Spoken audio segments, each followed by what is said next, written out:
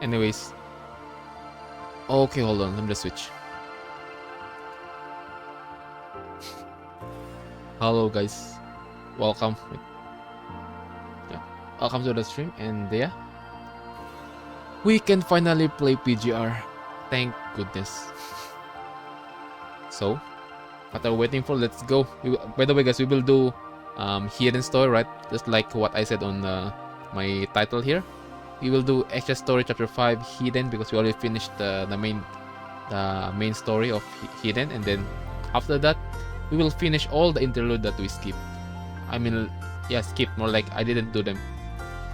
So before we will continue chapter 15 officially. So, oh guys, let's go. Don't mind my BG, by the way. By the way, guys, also the BGM is good job. Good job again, Kuro Games.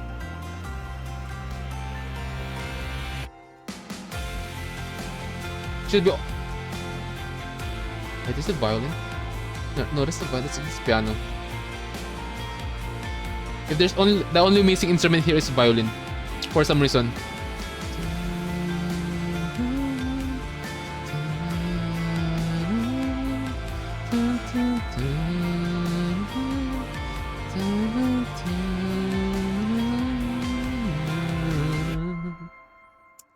Oh shit, anyways, let's go.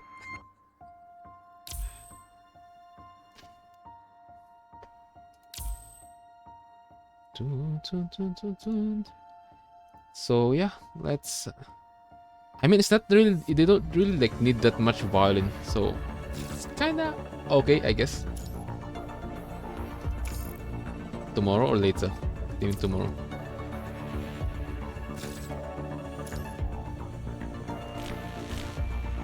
By the way, guys, yesterday when I see this screen, like, salute for the illustrator. Anyways, guys, I'm not. I am focused. I'm a man of focus, so we are not staring at the asset. Probably. Ang kasadyak. Yeah, we're not suspicious, by the way, right now. It's just here's the coloring, bro. High saturation hair, her hair. Anyways, let's focus now. Yeah, see. Let's not be suspicious in front of our baby girl, alright, chat? Overwork yourself. I just signed in the game within my overwork. I just came in the game. Okay, let's just use our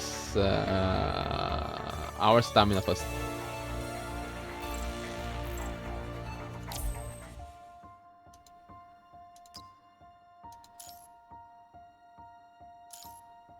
Let's just use our stamina before we play the game, okay?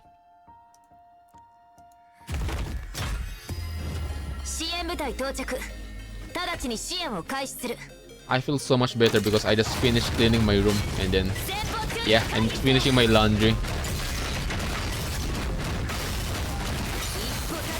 Yes, thank goodness. I feel so refreshed. My room felt so refreshed right now.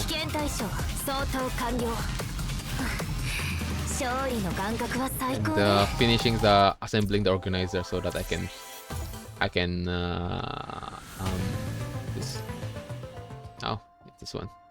I can what do you call this? I can move my clothes in here. You no longer see the one on the looking like wardrobe here.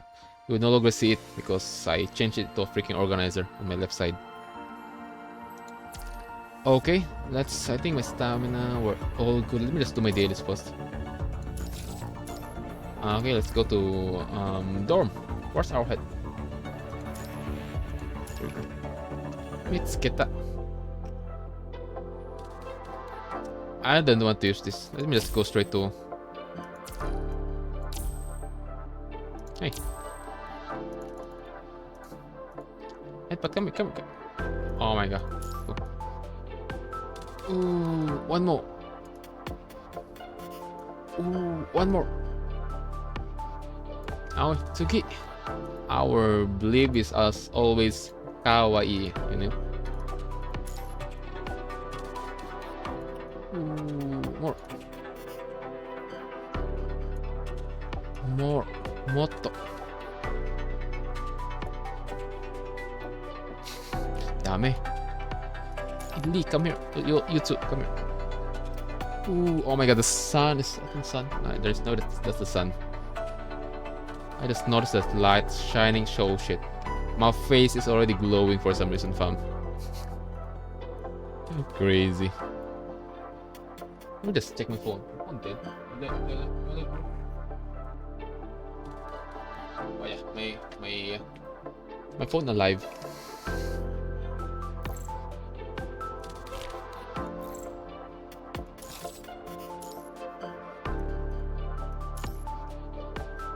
Mission. Splash on. There we go. I think we're all good here. Probably.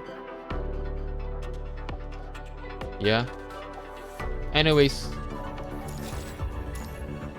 We need more. 指揮官さえいてくれれば、どんな未来が待ち受けていようとも、私怖くないです。Don't worry, we will never going to leave your side, baby girl. I mean, where's my gift? Short a minute, where's the gift? Where's that? Wait, this is all? Oh my god, this is all. Why? Where's Ada? Did I miss something? Yeah. Okay. What's that? Throw everything to our baby girl.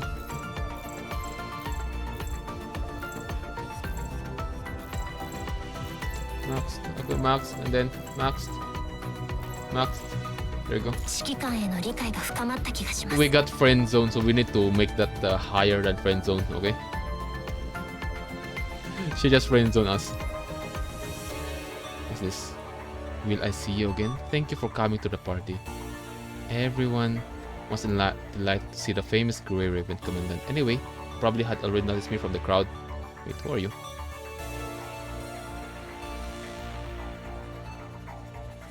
Huh?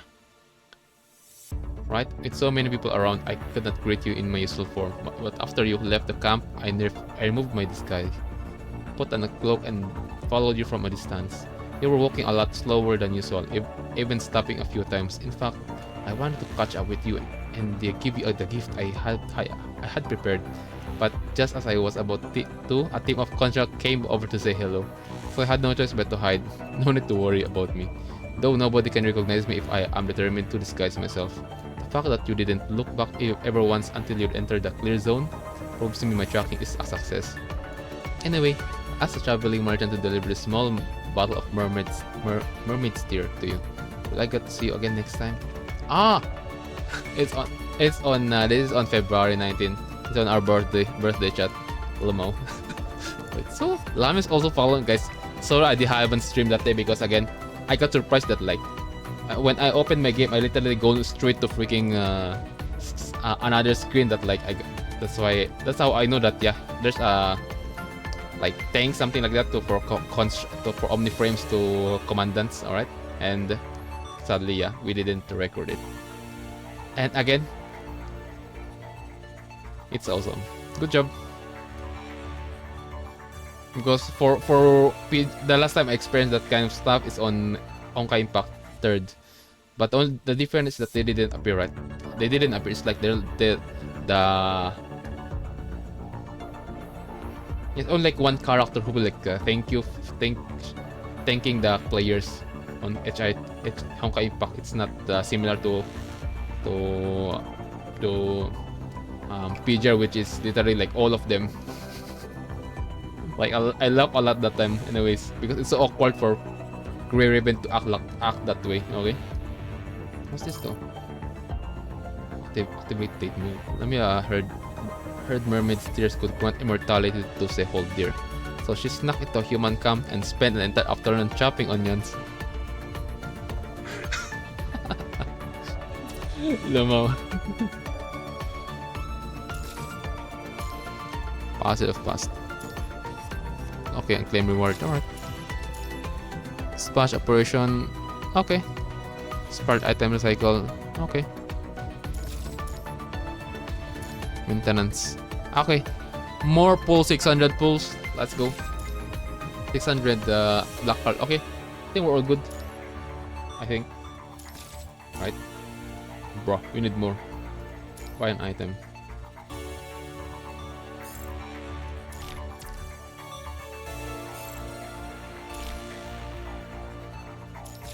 Okay, we're good here. Now, time for us to go to...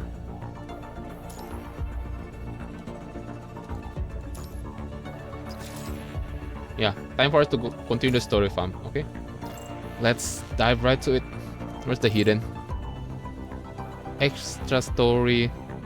By the way, after the extra story hidden is that we will go again. We'll go to the interlude that we left. Where's the interludes? I finished this okay, so other ascension.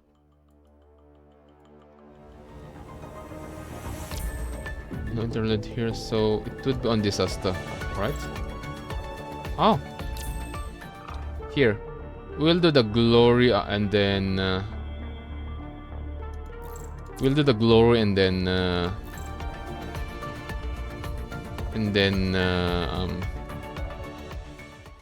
I already finished that on alpha.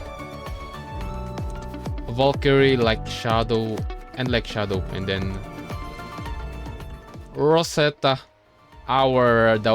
the girl that we can ride.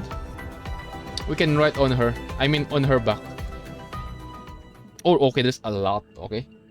Oh my god. Okay. Yeah, we can literally do it all of them. Probably. If we have enough time. Anyways. Let's do hidden. Let's dive into hidden fam. It's time for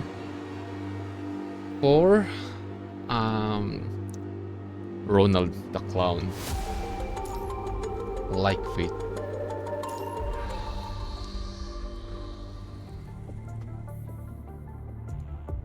Get down.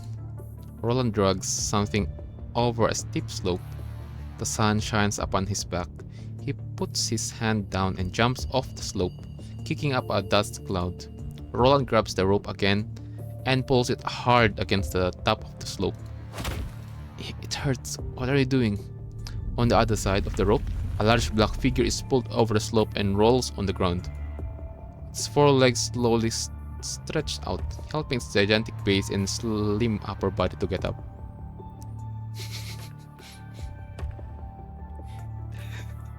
Bro, kidnap Lamia, what the heck? Oh, Ronald, what the heck are you doing to our Lamia? Because again, chat, she freakingly gave us a mermaid tear because she thought that mermaid tears give humans immortality. I just received a mail from Lamia on my birthday, and crazy. Ouch, Roland. We know that you're a clown. Don't bully Lamia. Because she even said that, yeah, she got on the camp and then she forced herself to cry using by cutting onions and stuff, something like that. Hey, let me loose. I can hardly walk like this. Don't you want to explain first? Tell me why you wanted to run when you saw me. Oh? Interesting. The only reason Lamia will do that is because of a threat. She felt threatened. Something like that. Interesting. Because if she's confident, she's literally gonna face you. Either face you in herself or imitating someone. But that won't work on Roland, how we know Roland though. Quite some time ago. Way before. And hello, Legendary King Xmal. Welcome. Finally, we're going to continue Extra Story 5 Hidden after what happened on our previous stream. Just literally maintenance. At least we finished the Wuthering Waves content there also, right? So it's kinda okay. It's not bad. Quite some time ago. Way before Roland tosses Lamia into the ruins. Roland only remembers himself struggling to crawl out the underground waterway, but he doesn't see the wasteland outside. There is only darkness. Roland is engulfed by endless darkness. It feels gentle and comfortable, almost like amniotic fluid, just not that warm. Roland tries to turn his head, but he doesn't respond. The other parts of his body probably won't be any different. What happened to Roland? Wait, what? I remember correctly.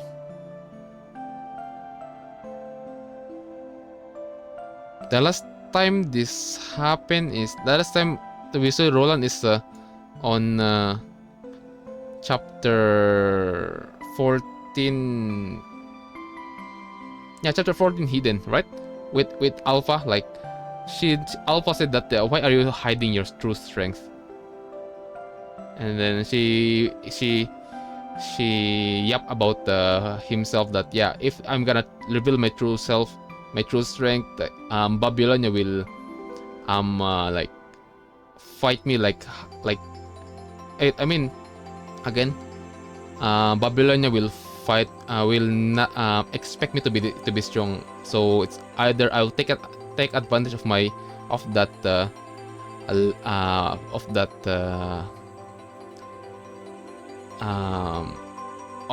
of them thinking that I'm weak, and then I will take it as advantage for me to like gather some stuff, alright, on Babylon, something like that. In short, they will, because again on Chrome story, Chrome is what's the thing that we should consider when you're gonna fight an enemy, right? First, I mean the main word that they said there is the unknown. So Roland is doing the same stuff, taking advantage of everyone because they don't really know how Babylon doesn't really know how strong is Roland is. I mean, okay, let's go. Yeah, my Englishing right now.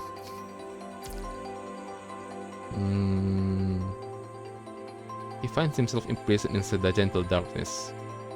I can't make a sound. Wait, what happened to you, bro? No, it's more like I can feel my mouth. Wait, what happened to you? Wait, what? Yeah, that's the last time we saw Roland, by the way. On chapter 14, hidden. English is hard, yep. English is hard, that's true, uncle. That's true. English is yabay. What happened to me? Feeling lost, Roland tries to stay calm in darkness. A voice appears from the dark, bringing back his memories. A voice. Ah, okay, we're back. Is this your way of saying thank you? Take it as you will. Oh, this I can still remember this. This is literally on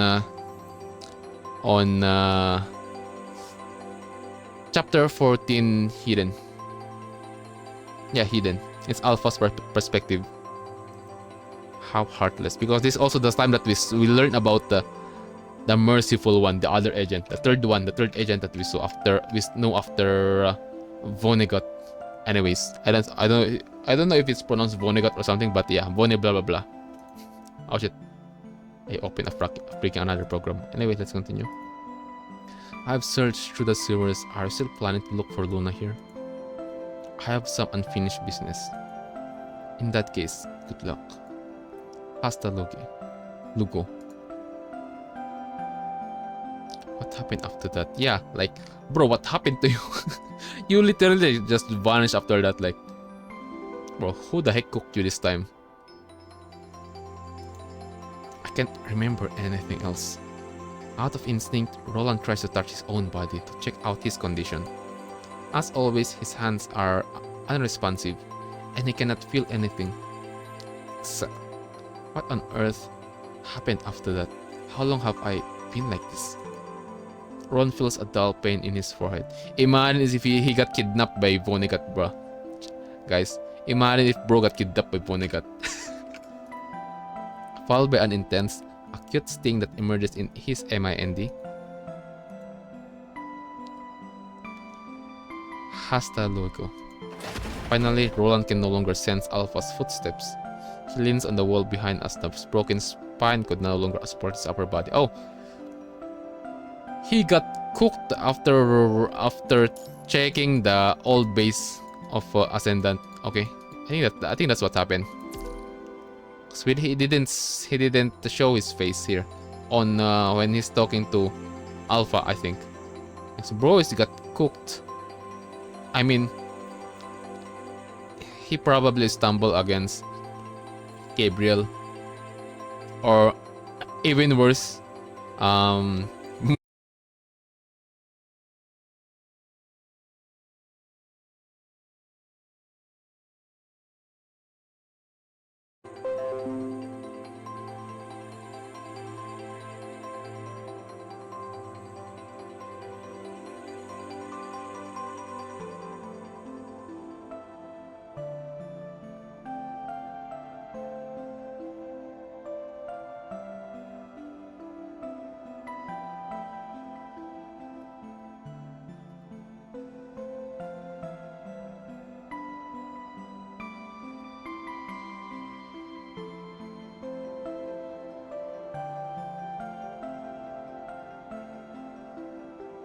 oh my god, frame drop. My internet is unstable. Hold on.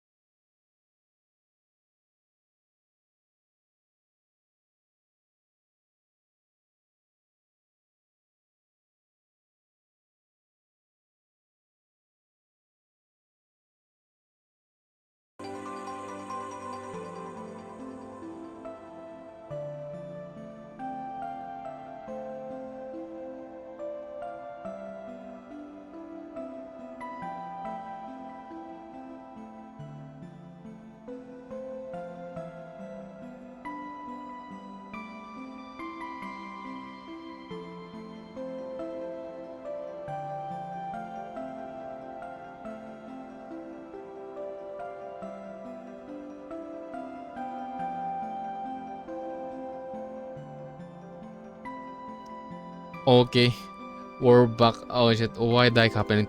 I literally turned off my nephew's phone right now. Yeah, I got their phone. Crazy. Yeah, like I turn it off. Okay, I think this will be calmed down a bit now. Okay, let's continue. Wait, hold on. Let me just check my phone.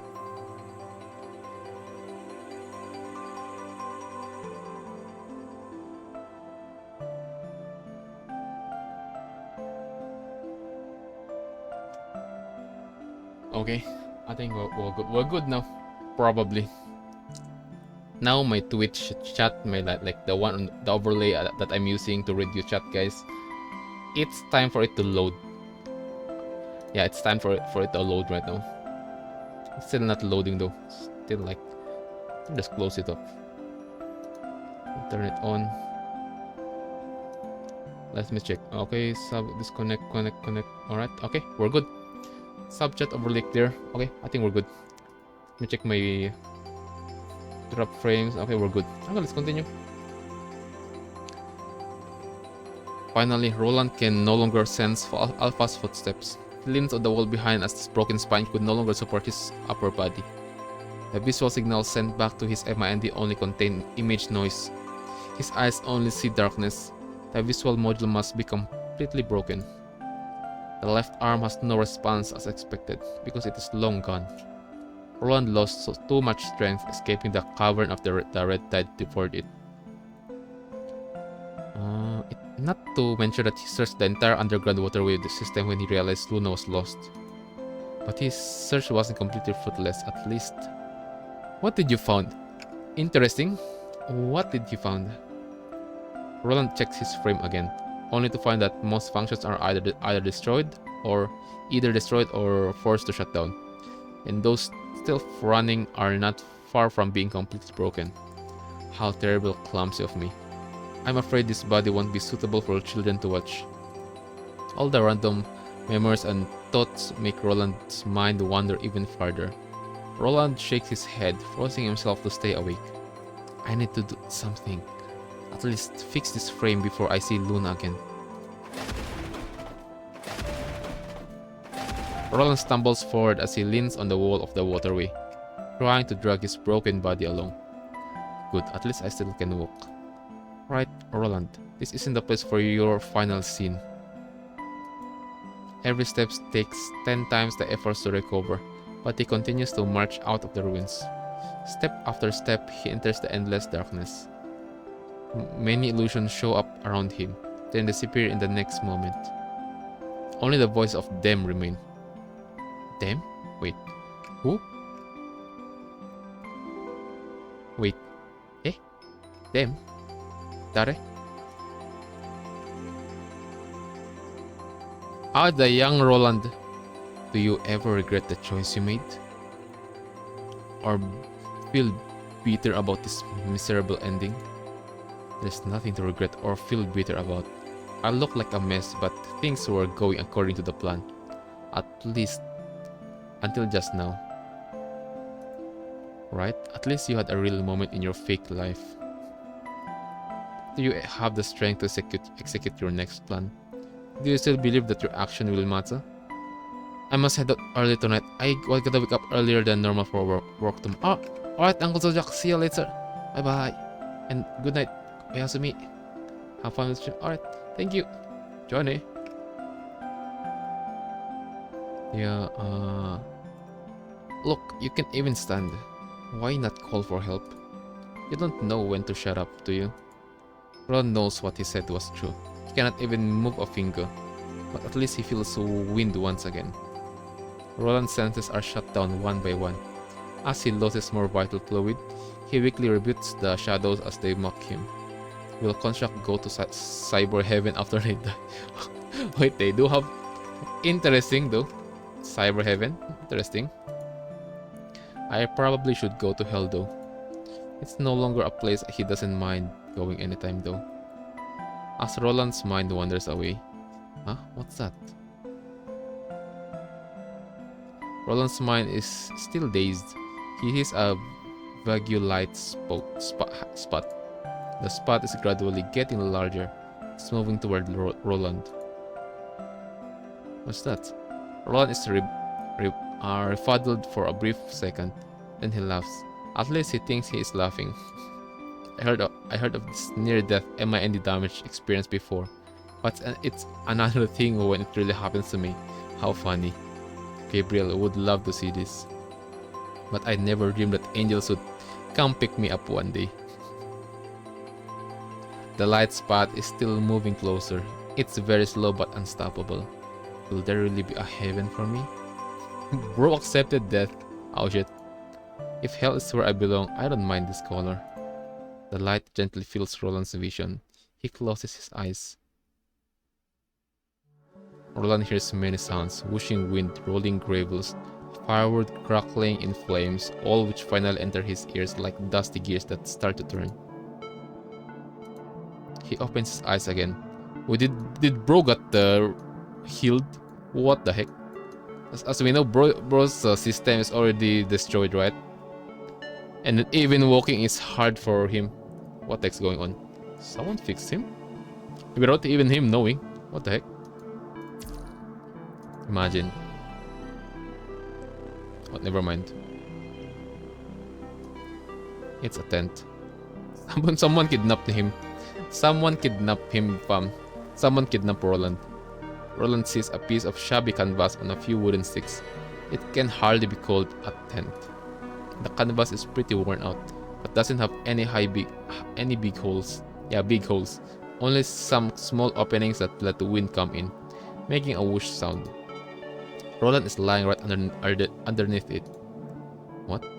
Yeah, someone kidnapped you, bro. If that's human, interesting. If that's a contract, that's also interesting. If that's Lamia, I don't know. Roland can finally hear his own voice, a sign that he seems to be regaining control of his body. Yeah.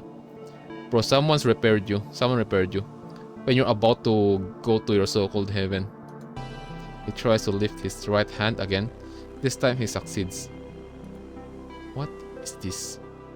The structure looks nothing like his old hand. It still does what he wants it to do, but with a different look. Roland doubtfully tries to touch his right hand with his left hand, only to find his left hand somewhat different. What happened to me? You mutated, bro. More confusion builds inside Roland as he sits up. He sees his chain blade and gun, and he picks them up without hesitation. The familiar weapons feel just the same, calming him down slightly. Yeah, bro. Who the heck fixed you though? It's quite interesting. Whoever it is, they didn't seem to be hostile so far. I mean, who the heck even gonna fix you if they're hostile to you, bro? If they're hostile, they're literally gonna remove your parts and then put you in freaking another body, okay? Or just get the usable spare parts on you, or even it's either that or if they're hostile, they literally just build you to cook you up later. That's the other thing, or they literally just do that for good heart, something like that. At least I can talk to them. He reaches out to lift the canvas. Pink hair.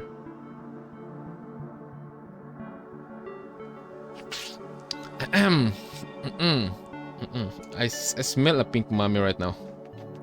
The first character that we saw who like pink hair is Ayla, right? And there's no way this is Ayla. She literally on space right now. You're awake? Roland sees a female sitting next to the campfire. Wait, chotomate. Roland is ascendant. High percentage of punishing virus. This is construct. There's no way. If there's a human, there's no way.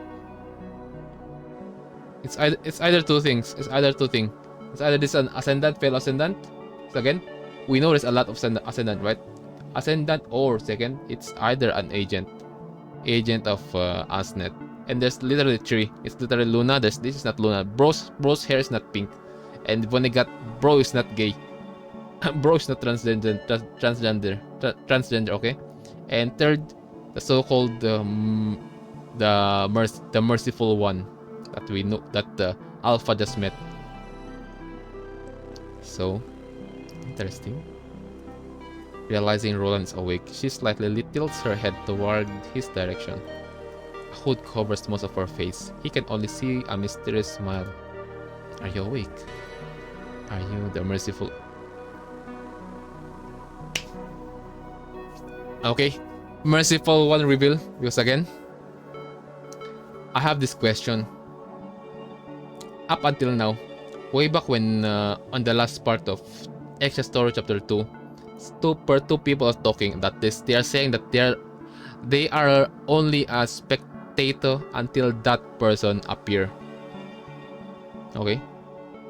Second, and that's the I had that question, and the second time it appear again, there's this bot who like 4321 something like that, who's talking to someone, like yes, just like that robot talking to someone, and then and when he talked to the robot, he said it like that person. Okay, it's not like it doesn't have a specific name, so I'm get curious, like is it the same person? That person is this the one that previously saw, and I mean the two that I previously questioned, are they the same? And again, the appearance of another agent, Merciful One, is this the same? I don't know. I'm kinda curious now. So again, if I'm curious to something, they're stuck on my brain. Like literally. Who are you? Pink hair. Interesting. Let's continue. I've been making a lot of introductions recently. Yeah, the last time I heard about that person is on Extra Story Chapter. It's either on Chapter 3. Oh no, there's no way. It's either on Extra Story Chapter 4 or it's on Hidden of Chapter. Yeah, that's the only thing I can think. Not Hidden, I mean. I literally said that, yeah. Extra Story Chapter 4. That's either that or on main story. Because the first one I heard about that person is on it's on Extra Story Chapter 2, or it's on Luna's interlude, Luna Laurel. I'm not sure. Anyways, let's continue. That's why I said that after this one chat, we're gonna do all the interlude, because I might end up having clues and stuff. Okay. With most of her face concealed, the female seems slightly annoyed and chuckles. She thinks for a while. Right, that's how they call me. Oh yeah. She have the suspicious face. The Merciful One gives a straightforward answer, still looking as calm as always. I know you. I have heard of this agent who gives one extra chance to whoever she seems suitable, regardless of whether they are good or evil, friend or foe. Okay, that's how she got the Merciful One name, title. As far as Roland knows, only one agent does this. Although the repairs she made were more like restructuring. Oh, that's why you got nerfed. Your design got nerfed. I mean, you look like a casual Omniframe right now. I construct. Because your previous design, you're literally looking like a villain for some reason. He slowly turns his wrist, checking every part of the body until he can confirm they are intact. Why did you save me? Regardless of whether they are good or bad, people always remember their unfinished business when they're about to die. Did that pick her attention? Is she interested to Roland's plan? Some had things they wanted to do but couldn't. Some had incomplete research that was supposed to uncover truth. So some wanted to make a temporary peace eternal.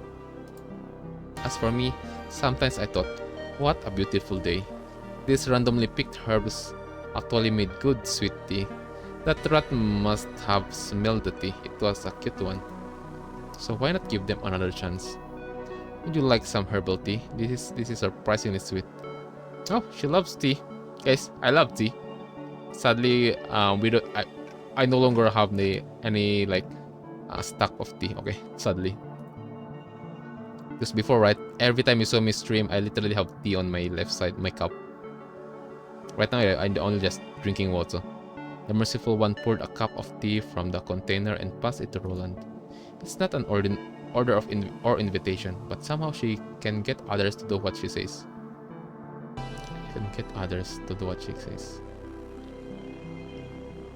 Interesting.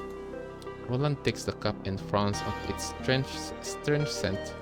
But of all the kids I saved, you have the most special reaction. Because I know you are around.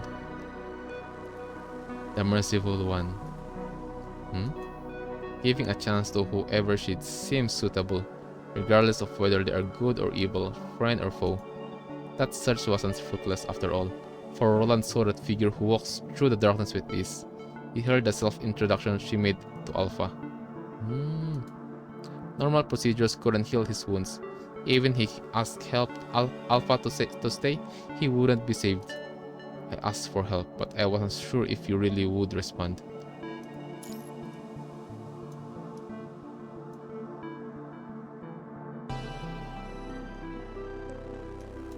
Okay. The merciful one is just watching. He is an spectator. She already saw the situation of Roland probably before. Way back on the ruins.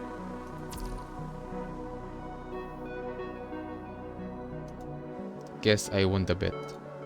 Her eyes slightly widen with surprise, but she soon puts a gentle smile back on her face. You're a smart kid. Telling a lie without blinking may take some serious effort. I was the most famous actor during the late Golden Age after all. Roland smiles and takes an exaggerated bow, as if he is trying to prove his words. Don't get me wrong, I am very grateful that you saved me.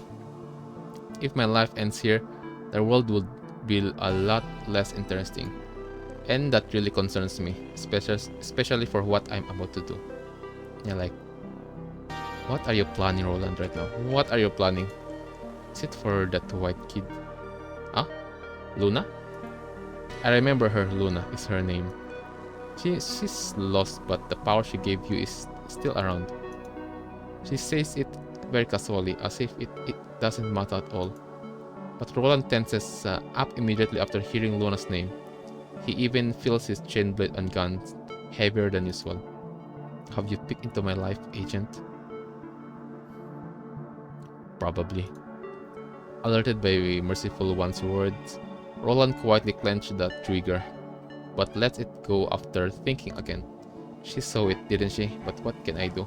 She and Luna are both agents and both possess this power. Yeah, there's nothing you can do. If you're gonna fight, you're cooked. If you're gonna be arrogant, you're cooked. So there's nothing you can do. He literally just saved you. And even after seeing everything, she is still not showing any hostility. It means she picked interest to what you're planning. That's not necessarily really bad for Roland. Yeah, I did. The window is glowing. Looks like you are still lost, just like those kids. Those kids, Dare? So?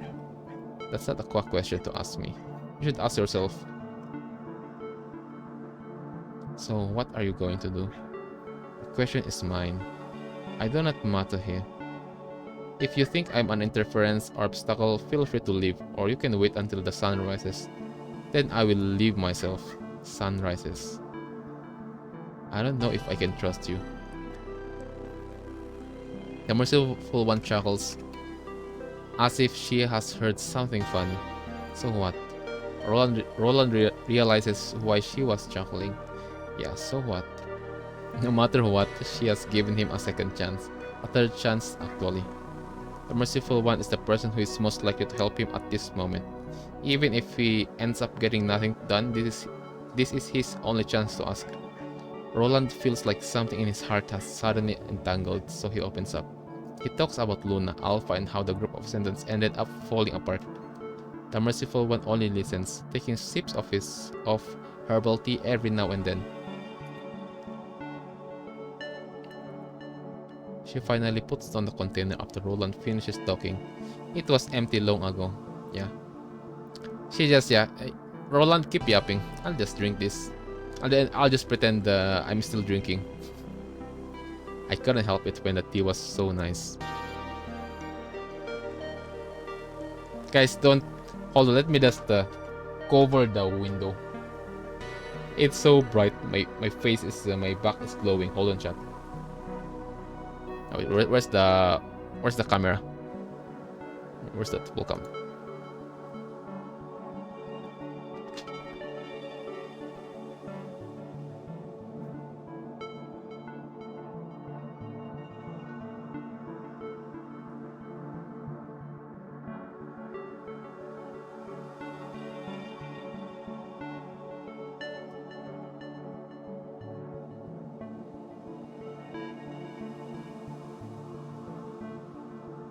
Okay, we're back.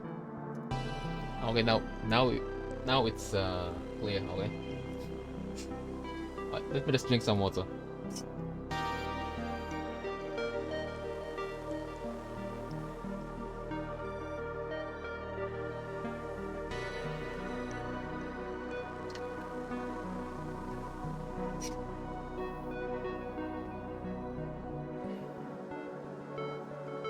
Of course, before Roland can realize, he has already unclenched his fist. The fierce, aggressive look disappeared from his eyes. You know very well what you need to do next, don't you? Maybe you just purposely ignored your own feelings. I'll understand, and I can help you to either. The merciful one throws a few more wood chips on the fire. She looks around but cannot find any more. Where did that kid go? I asked her to pick up more firewood. Kid? Huh?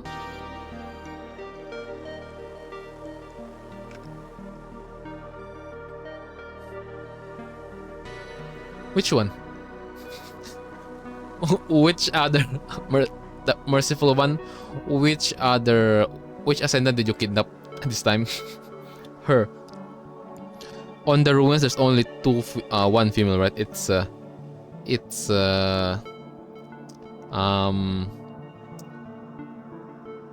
Cinderelic, but there's no way she kidnaps Cinderelic, right? I mean, she can do, but Vonnegut is there. But even if Vonnegut is there, there's nothing Vonnegut can do, right? Because again, the only time that an agent will be so focused to something is that something is more dangerous than the one that you're focusing on. That you need to focus everything on that person. There's a mosquito. What the heck? Okay, so it's either Cinderelic or that's Lamia. Again, that Lamia is the first one that we saw. I mean, there's two characters that we saw on the beginning of this chapter. I didn't know you also took in companions. I don't, but I just happened to be staying on the same place with her. She seemed to be walking a lot faster, so I asked her for a little favor. Oh, here she is. At least I don't have to start the fire again. After some rustling, bro got kidnapped. Lamia shows up with a bundle of firewood behind her. Great, you're finally back. I can only find so much. What are you? Yeah, Roland, this merciful one kidnapped me also. I don't know why. Roland and Lamia look at each other, startled. The next moment, Lamia realizes what's going on and immediately turns back, trying to flee. Sit, Lamia. Running from others is very impolite. The merciful one's words stun Lamia, who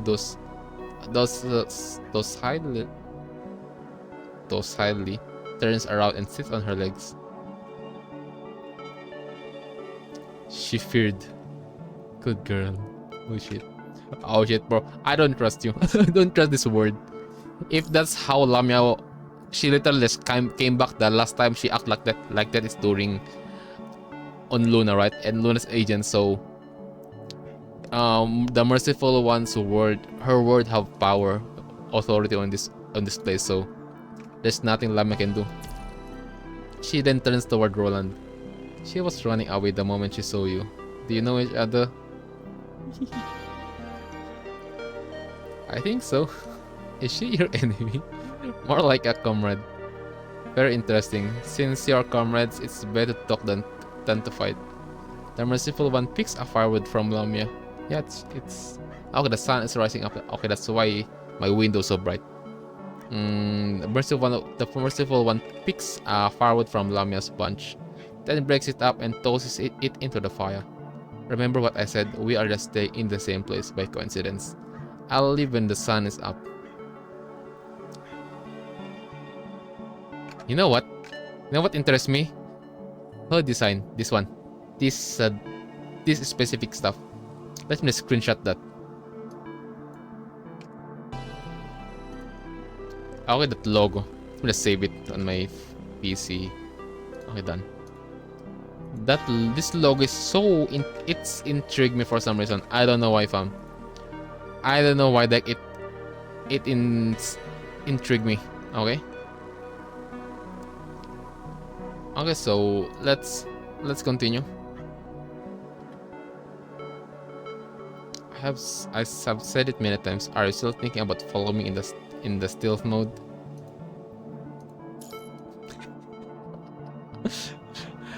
Lamia, that's not gonna work. If you can do that to Luna, yeah, you can. But if you can do that to Vonnegut, and Vonnegut feared this, he feared this agent, it means you can't do shit. Okay, you can't hide. Or camouflage can fool Babylonia and the other ascendants, but not me. See, Lamia, you're in front of powerful person. I mean, okay. As Lamia falls silent, the rising sun begins to cast a rosy hue across the line of mountains, making the shadows under the tent slightly darker. Well, now the sun's up, I've got to go. Since you know each other, I will leave it to you to fix your own problems. Can I ask one last question before you leave? Why do they call you the Merciful One? They gave me this name, yet you're asking me for the reason? I mean, bro, she literally said that I mean, Roland, you really, oh my god, my English is Englishing. You literally said that, what's this again? She said anyone is either good or bad, friend or foe, right? I don't know. Actually, I have never thought about it. Now we're back to the present. The sun keeps rising, shining over the forest into the dying embers of the campfire. The Merciful One has left. She didn't take the tent or anything with her. Perhaps this tent and the campfire are just another thing she meets on her journey.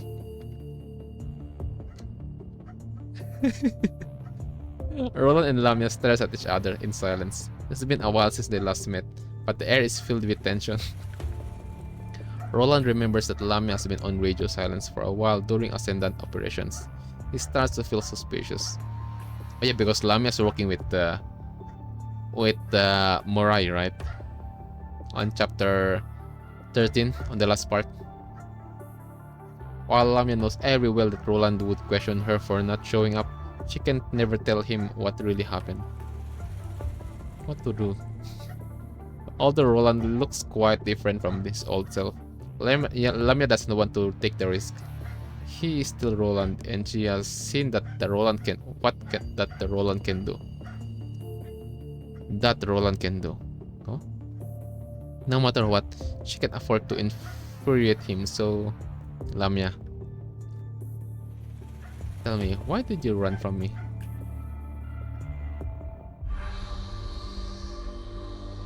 Is bro have other persona?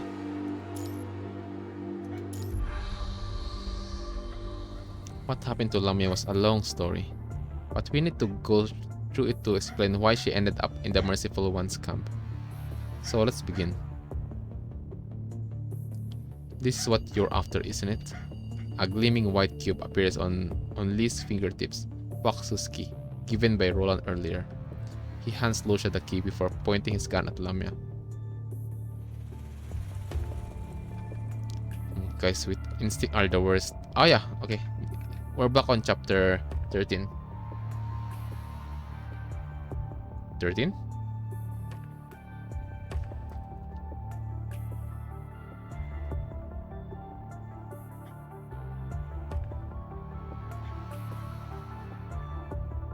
It's 13, right? Yeah, this is 13, the last part. The last part of the last part of chapter 13. Because yeah, this should be chapter 13. I will just recheck later. Can't let an ascendant get a hold of it again. Ascendants, you really are pretty clueless, aren't you? What are you saying? I'll get nagged if I say another word. You're nowhere near as scared as that guy. That guy. Oh, try as you may, I'll get what I want eventually, and this time you're not catching me. Lamia flicks her tongue out to taunt them before disappearing into the thin air. If this road is destroyed, I'll have to wait at the end. Better not to show up in front of them again. There's only one shot. Lamia was going to seize Huaxu's key from the exhausted Babylonian members, but the explosion and collapse of the facility have brought unexpected changes to Lamia's plan. Lamia manages to get to the thing that he wanted, but she finds that if she doesn't run, she will be buried alive with the entire facility. Is it Murai? Because there's a deal between Lamia and Murai, right? Well then, Lamia gathers strength from all four legs, leaping toward the top of the ruins like a locust. A steel bar loses its hinge and swings down. Lamia is in mid-air and has nowhere to run. She is knocked sideways, slamming into the ruins on the opposite side. The impact pushes Lamia all the way to the other side of the ruins. Meanwhile, right underneath her, Roland sits at the bottom of a crater, watching the red tide pouring down from the broken pipes. Besides him lies the other ashen hetero creature, now completely lifeless. He picks up his broken left arm, trying to match it up with where it fractures from his shoulder, before putting it down disappointingly. This scene is when we are doing Hidden, right? I think it's over. I'm the only one left. This group of ascendants led by Luna is facing inevitable destruction, Lamia believes, but she refuses to go down with it. She wants to survive. She will survive no matter what she has to do. Then I won't die here. She forced herself up, clinging into every single protrusion of the ruins. One step after another. Every step means she is closer to survival. Every step means she is moving farther away from those people. But Lamia has to do it, because she must live on. She sees the sun outside. If I ever tell Roland that I watched Miss Luna disappear and watched him die without doing anything, you're cooked. But knowing Roland is... he probably not gonna be angry, right? No, it's too scary. It's going to kill me for sure. Remember the polyphage? It was a complete mess. I couldn't find you after that. Will he believe me? Will he? Whatever, I was lucky to survive it. You couldn't really do anything even if you were there. Yeah, exactly. It's safe. What happened after? Why are you in the camp of the Merciful One? You seemed like you want to follow her. That's because... yeah, what's the reason? After Lamia left, she completed the deal, but someone didn't seem to think this way. Murai? She has only been walking on the wasteland for a few days before finding out someone has been watching her. What's going on? I already changed my route many times, but I still feel like being watched and chased. It's a Merciful One. Lamia has no choice but to give up hiding or staying. She departs once again, hoping to get rid of the pursuer. And then... oh, it's a gun. That's not the Merciful One. Two shells fly past Lamia's both sides, kicking up a lot of dust from the ground. She looks back at their source and finally gets a vision of the chaser. It's a black figure rapidly approaching from the sky. Black figure. Babylonia? Oh! It's the dog of... it's the bird of Vonnegut. The one that we saw on the main story. It's the woman, the bird woman, the one that we cook. Okay, because again, Lamia have Huaxu, right? but I already gave it away. Wait, oh yeah. Oh, so that's the deal between Murai and Lamia. Okay, but I'm curious, like, what Lamia wanted to do in exchange. What did she get to Murai? Is that so? Yes, I'll just take it off your corpse. Okay. Before Lamia can explain, numerous missiles are launched from the Tracer's giant wings, flying toward her. Bruce getting bewildered. I have been chased ever since. Could not find anywhere to take a break. Until I got near the Merciful One's camp. That black guy circled and around and left. They might have some sort of agreement. Again, if Vonnegut is kinda take all his attention to the Merciful One, there's no way this birdie can will not notice how powerful the Merciful One is. Yeah, the bird can be confident in ascendance, but not the agent. Most importantly, the Merciful One. Okay. After that, I just saw you come out of her tent. Speaking of which, Roland, you look a lot different now. What happened? If you ask me, she saved me, probably. Saved you? I just bought myself a chance, taking advantage of her uninhibited and unpredictable nature. Even so, I took a great risk trying to set up an agent. Gotta be careful in the future. Now there's a second chance. We must find Luna again. Sigh, but where shall we go? That's a problem indeed. Yeah, that's like, we're clueless. Even Roland doesn't have a clue. Such a rare sight. But if that's the case, why don't we split up? That way, we will have a better chance. As long as I can leave Roland for a moment, I can get away. Actually, no. I'm just as clueless as you are. We won't get anywhere if we split up. Both of us are equally worn out. Better not divide our strength even further. Or, before Roland says, are you planning to run away? Lamia quickly replies, let's move together then. Oh yeah, she's scared. Oh no. Lamia doesn't mind if Roland dubs her, as long as he doesn't become an enemy. If she is lucky, she might find enough chips for her next deal with Murai along the way. Yeah, like, what do you gain though? As we know how Murai is literally like the Roland version of Babylonia. Interesting. Like I said, that Murai and Roland can be friends. They're all cunning.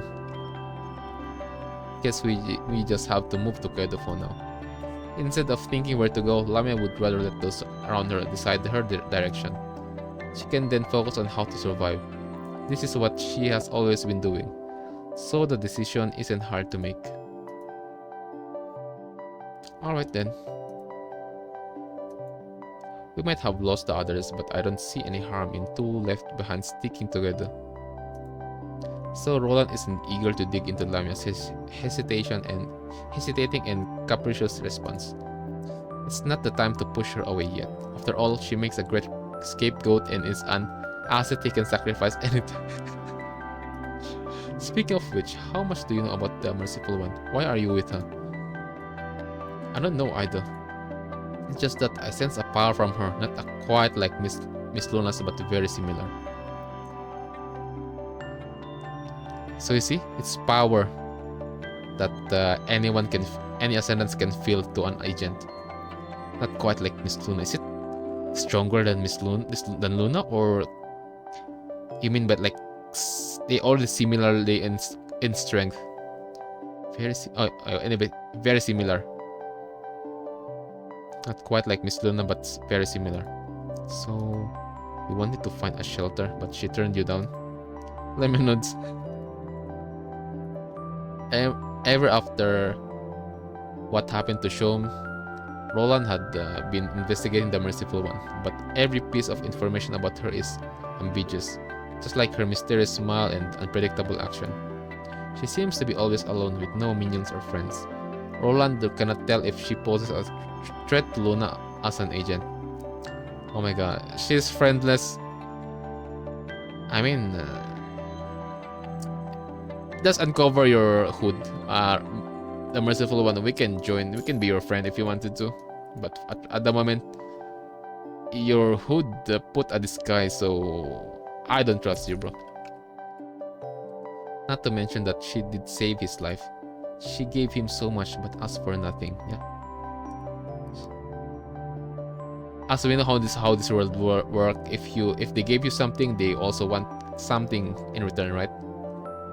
Unless she literally do it on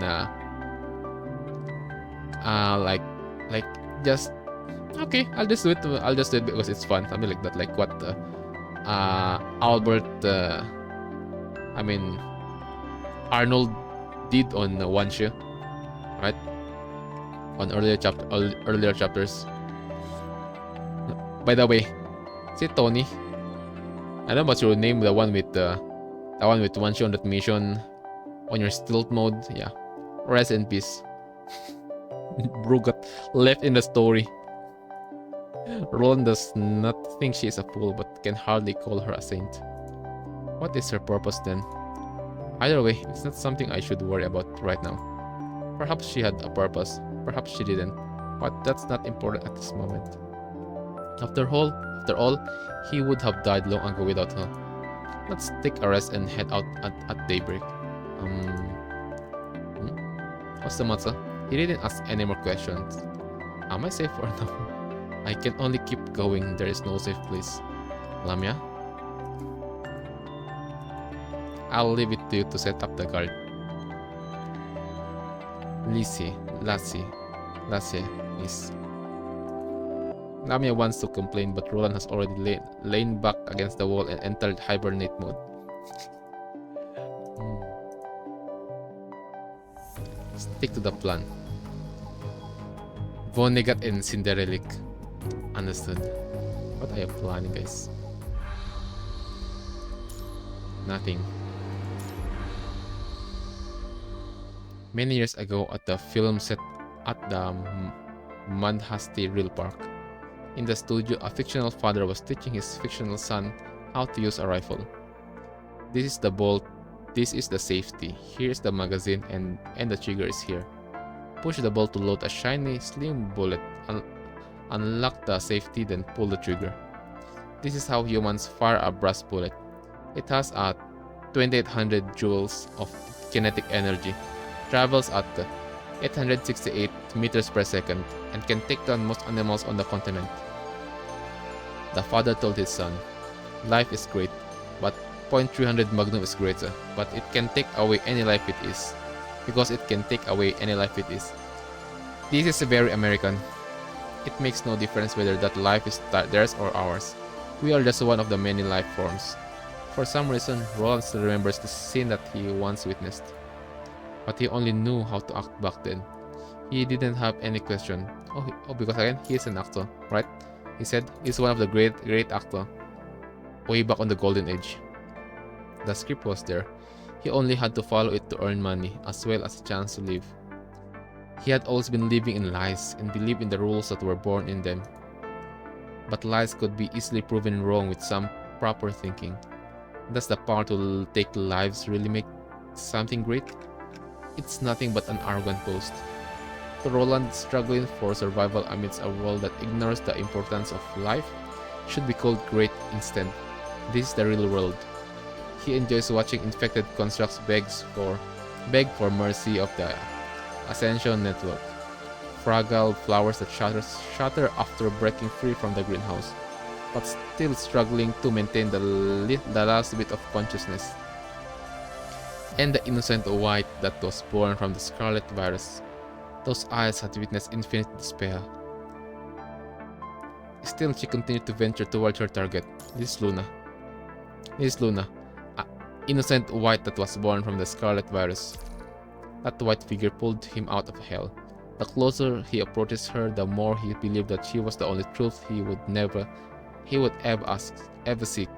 But he lost her. What if he never finds Luna again? What if everything gets loose and lost? Where can he get them? Where can he go then? His values and purpose will all go on with the lighthouse. How will he be different from many years ago, when he stood on the real park with despair? Shaken inside, Roland hears a wild Tim chuckle from the darkness. Hermano, you look confused. The young man in Roland's mind wears a clean and simple outfit. He is smiling, the smile of a normal young person. The smile looks taunting in contrast to Roland's gloomy face. You seem upset when I show up, but still you pick me up. Not... Oops, is he not here? Which means I see. Huh? The illusion disappears and shows up again in a look that Roland is more familiar with. What did you learn?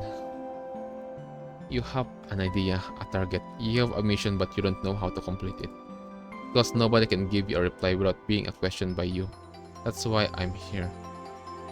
Bro created another persona. Eureka. Guess all you want, but do you have to say? But what do you have to say? I know you don't want to see me, but rest assured, Hermano, in this world anyone can leave you. But I won't and I can't. This is my fate and yours too. Then you think? Well, Hermano, do you have any clue? Brother? It's a brother, right?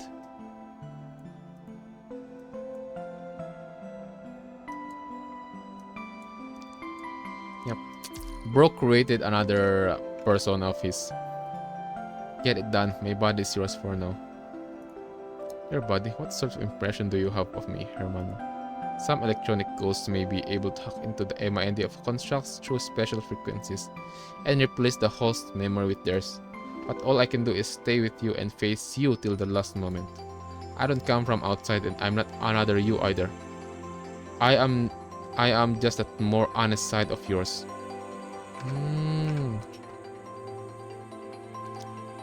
It's another you, so it's like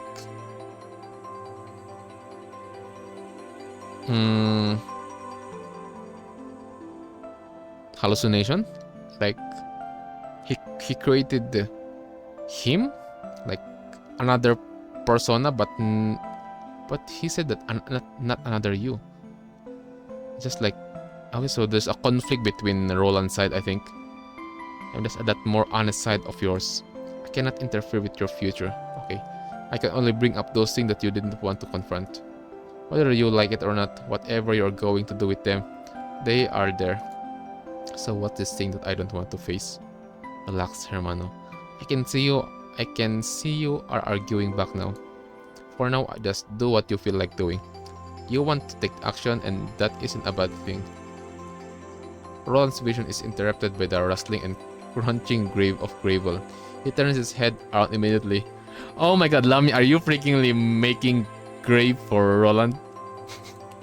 Lamy changed a pose to make her legs more comfortable, but she is still hibernating. Wait, what? He's turned by the rustling and crunching of gravel. He turns his head around. Okay, I thought I thought Lamia is making grave for Roland. I don't think you need to keep such a watchful eye on her. As far as I can recall, you used to get along a lot better. That doesn't mean I can let my guard down, especially in this situation. Just look at me, Hermano. Roland raises his right hand. It still obeys his MIND, but looks nothing like what he remembers. So what, you were never a coward. Has this new body changed you that much? What's wrong with that? I won't have any other chance next time. I'm lucky to still be alive, so I must carefully think about how to properly spend this second life. You would throw away even your own life, yet here you are suddenly get nervous over something given by others. Lamo.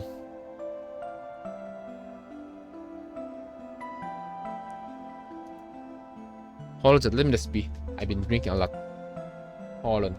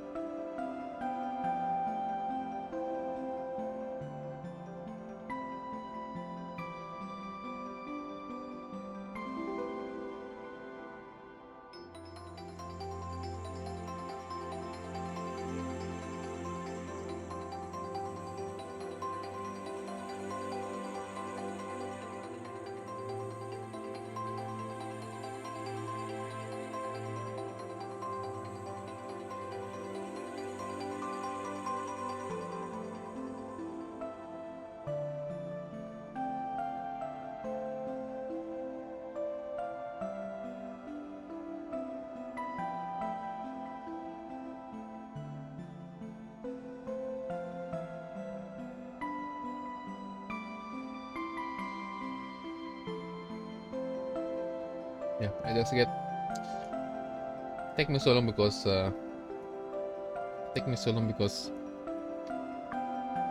I kidnapped some food. Because I'm hungry, okay?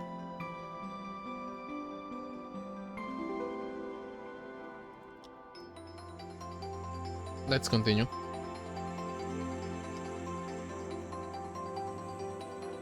Maybe you are right. No.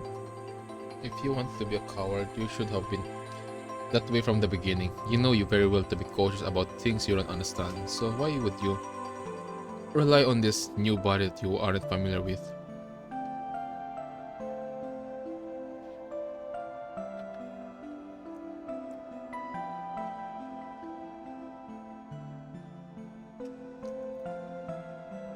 This life may be given by the merciful one, but it's still yours. It's your choice, your consequence, your soul. Everything about it belongs to you. If you want to fight to die or to do stupid things, you do it yourself.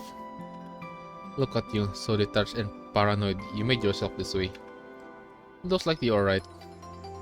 Roland's expression relaxes slightly and gives a chuckle. With his nerves loosened, he gazed around the place. It is or used to be a low-ceiling hut. Bombshells destroyed one of the walls as well as half of the southeastern pillar, making its roof slightly tilted. Still, the remaining structures are intact, making the room at least more comfortable than some random cave. Lamia would probably agree. She curls up like a cat, occupying a corner of the room. Roland feels relieved. Can you stay a little longer? My presence is not determined by your words, but you will only know when I show up or leave. Hermano. The illusion emphasizes the word Hermano. Ah, you're right. Anyway, I sometimes have this feeling. Look at Lamia's body. She is a great fit for Reigns, don't you think? Wait, what? Wait, huh?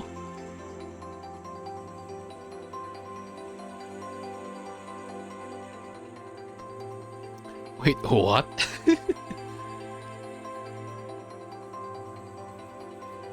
Let's move when the sun comes back. Meanwhile, the stars hang low in the night sky, sinking toward the world. Inside the ruins, one is already hibernating, the other has just begun to rest. No matter what thoughts they have, at least tonight, nothing else outside the ruins matters to them. Peace. In the other end of the ruins, dark shadows appear on the horizon one by one. Wandering, crawling, walking. Corrupted. Let it begin. Oh, Cinderelic. No one knows where they came from. No one knows what purpose they have. Everything is brewing in silence under the stars, waiting to blossom.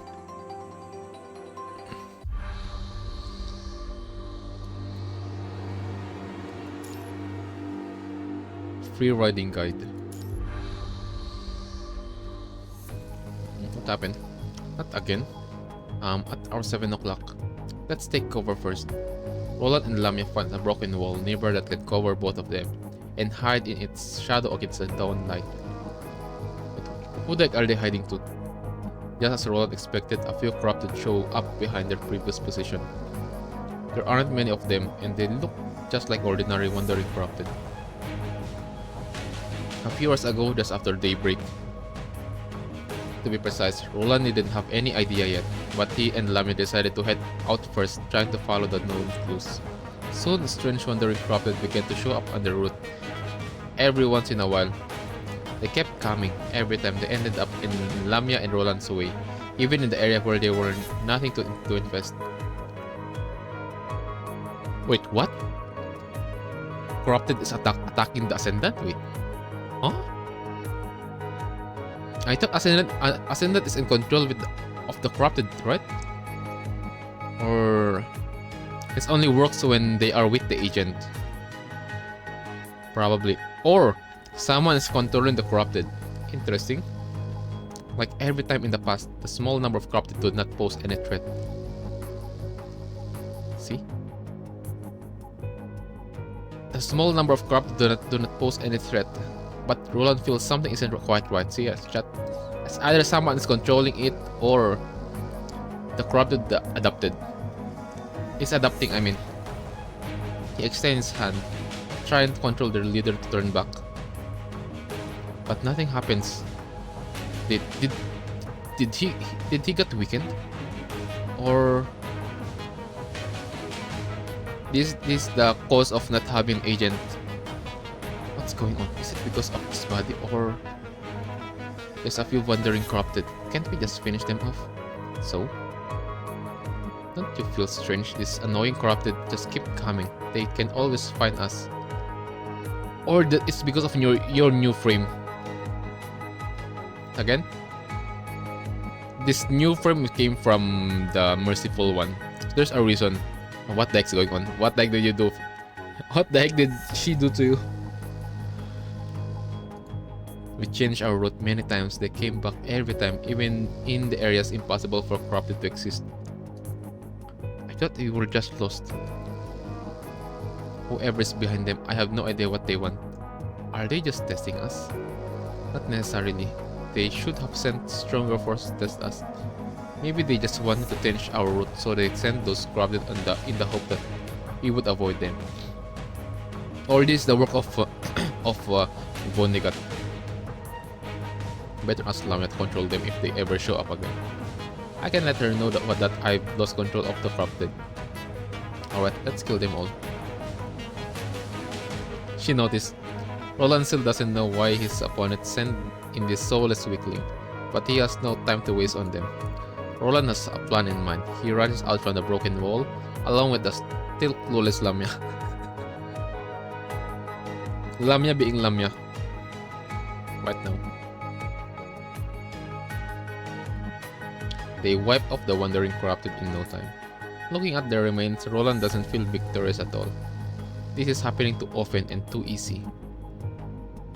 Yeah, like someone is controlling them. It's either that or it's because of the merciful one did something to Roland's frame. This isn't right. What is it? What do they want from these meaningless attacks? Whether they want to get rid of us or make us leave, none of that's going to happen. Unlike humans, attrition warfare isn't going to work on ascendants. But if the opponents can control corrupted, they're probably no different. Yeah, this is Agent. This is Vonnegut. They are definitely aware that such trivial attacks are never going to pose any threat. If they send in all the corrupted together, they might at least have a chance. Which means they must be doing this on purpose for some reason. Wasting your time? Stopping you to go somewhere? The question is what they want. Interesting. Just what are you mumbling? Say something that I can understand. I'm just talking with my Chinobyo. I'm having a Chinobyo moment. Perhaps Roland and Lamia are staying at the same place for too long. As Roland talks, more crowded have appeared on the other side of the road, stumbling toward them. Have they come again? They must have been coming from the exact same spot. I walk a large circle just to confirm this. Roland watches the corrupted as they march forward. He already knows what to do. Lamia, make them stop. Lamia wonders why Roland doesn't do it himself, but she follows his order anyway. But the corrupted aren't stopping. Actually, their action is not impacted at all. Yup. Someone is controlling them. Because Lamia's specialty is camouflages, imitating and controlling, right? If she can do that, and it's either one thing. There's two things. Either someone stronger than her is controlling that, or yeah, I mean, never mind. It's just one thing. It's either Lamia can control it because an agent is interfering. See, I know it. Lamia's ascendant power cannot take control of the corrupted. That means the opponents possess similar abilities to control them, if not stronger. Vonnegat's not this Cinderelic. Yeah, Cinderelic's the one who can control, right? The freaking fish, floating one that she used on chapter 14.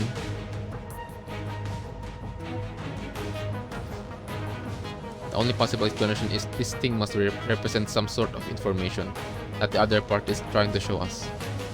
Could it be just an out of control automatic factory? How do you explain that Lamia and I, as ascendants, both can control this action? We seem to have already found an answer. Maybe. Then what are you waiting for? I don't think I need to remind you of anything. Perhaps all I need is this line from you. You always have this problem. Well, let's just try to walk into their trap. We won't get what we want from any random scavenger or Babylonia guy. Yeah, Lamia is still clueless. The easiest way to ask Gabriel, but I don't think we can find him. Gabriel's already cooked by Alpha. Bro got cooked unless Cinderelic again, guys. Cinderelic take it, right? She takes something. I think she take Gabriel's head. But yeah, this is me, by the way. This is me. This is my brain right now. When this is my brain. This is how my brain works. Every time I do a puzzle on PGR, this is how my brain works. Roland learned from the merciful one that Alpha survived the battle, which means Gabriel is probably already dead. So we can only go to those guys behind the show. Are we really gone after them? Actually, I think we are pretty lucky. They are already looking for us before we go after them. This corrupted can prove it. And I'm not going to let that chance slip. Alright, Lamia can only agree. Well then, let's trace this corrupted and find where they came from. Remember, Fortis Fortuna Advivat. Fortune favors the bold. Roland and Lamia have been walking toward the corrupted's origin amidst ruins and wasteland. Corrupted have been appearing sporadically and at an increased frequency as they move forward. This makes Roland excited. At least it proves his theory that corrupted were dispatched from the same place. So what will happen next? Once again, there is someone walking in front, giving orders. Feels like the good old days. She missed the good old days. Hopefully this gives me a higher chance to survive. Roland and Lamia keep walking for a while, but corrupted have stopped showing up. 500 meters, 1 kilometer, 2 kilometers. The corrupted that always appear with fixed interval are now gone. What does it mean? They notice. The one that controlled the corrupted notice. Roland starts to wonder. Now that the corrupted are no longer showing up, they must have achieved something, which means Roland's thoughts are interrupted by engine roar in the sky. In fact, he's expecting it. And then sky, voodoo, the bird. Is that it? Roland and Lamia follow the sound until it goes low in a particular direction, then becomes almost inaudible. They continue heading in that. Oh yeah. Now we're back on the main story of Extra Story Chapter 5. On the Insidious horror location. They continue heading in that direction and finally arrive at the destination after climbing over a couple of building ruins. They see a transport aircraft with Babylonia signs parked between the collapsed buildings. Wait, what? Oh, this is the same time when on the mission with Cerberus, I think. This is when they got dispatched. This is Babylonia aircraft, right? Why is it here alone? Since it has come here alone, it is probably not carrying supplies or equipment, but they see the 3 busy working figures at a crossing further away. Yep. It's Cerberus, Vera, Noctis, and 21. It's Task Force members on the mission. Task Force. Yep. What the hell are you two doing? Breaking the silence, Vera closes the hollow projection on her terminal and turns to face her 2 teammates nearby. It's a door. Why didn't you just open it? Oh, could it open? I didn't notice. Lumo, set up the gear and prepare to work. Yeah, okay. The constructs begin to take out the node and device used for enhancing remote connection from the grids they have been carrying. Babylonian Task Force. What are they doing here? Are they here for her? No, it can't be. Roland soon dispels the idea from his mind after thinking about that female. She doesn't look like the type of agent that would attract Babylonia's attention. It's Luna. It's Luna that they're looking at, the merciful one. Could it be us then? No, I don't think so. We haven't done anything. The last time we exposed ourselves, we were with her. Yeah, with the...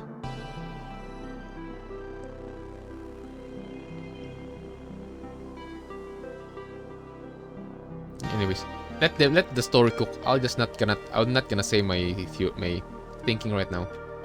Rationally, Roland knows he would stay away from the task force as they have no conflicts of interest with him, especially when his main mission isn't going anywhere. I mean, to begin with, everything here is when we're doing main story, extra story chapter 5, everything is a trap, right? It's been set by voodoo.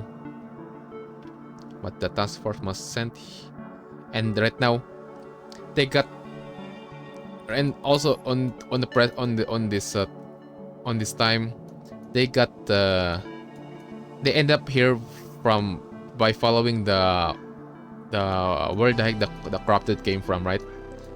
And so I think the trap on this place is supposedly for Roland, right? But the commandant ended up, let's say the Cerberus ended up facing it other than Roland. Why the heck did I see Roland on the house though? I see freaking a clown right there. That time, there's no need for a direct engagement. Apart from someone, the rest probably won't even listen to me. But I should at least find out what they are up to. Lamia, time for you to shine. Go eavesdrop on them and find out what they are here for. Me? I could go still like you. Alright. Perhaps they've transferred Murai to the Hellhounds. They're much better than you two, after all. Vera has quickly regained her composure as well as her sarcasm. Is it the same? I think I just remember 21's hitting someone. I think let's see if it's either she felt because again she said that she felt like someone's eye, like someone's following them, right? I think she noticed the Lamia right here. Let's see. What? No, I won't allow that. You're screwing with me, aren't you? That's an improvement. At least you understand irony now. Alright, let's stop complaining. We have the Grey Raven Commandant with us. I don't like it. Mission is a mission, 21. And if someone here doesn't like it, it's sure as hell is me. Fine, understood. Lamia continued to listen for a while, but the only useful information she gathers is that the Grey Raven Commandant is involved in this mission. Once Lamia gets a hold of the approximate direction and distance of Cerberus' destination, she leaves them. They definitely had something to do here. Better let Roland know. If I can get Roland to help me to go to that place. Why the heck? Lamia, where the heck are you going? Guess I'll just have to move with him now. I see. Cerberus and the Commandant of Grey Raven. From Roland's past experience, there's nothing they have in common, yet now they have come together. The strange combo gives Roland some weird thoughts. Are they here for Luna?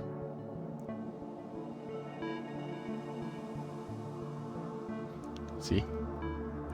Roland's brain is braining right now. He literally got the answer. Are they here for Luna? Using his past experience, right? Whatever they have discovered, this mission must be related to Luna. He also realizes why the corrupt are no longer showing up. Either that or someone's voodoo. Again, voodoo is wanting you to go here. But the Cerberus Commandant is literally the one who faces traps. Because they have already been guided to the right track. Interesting. Whoever is behind all this, it's worth investigating.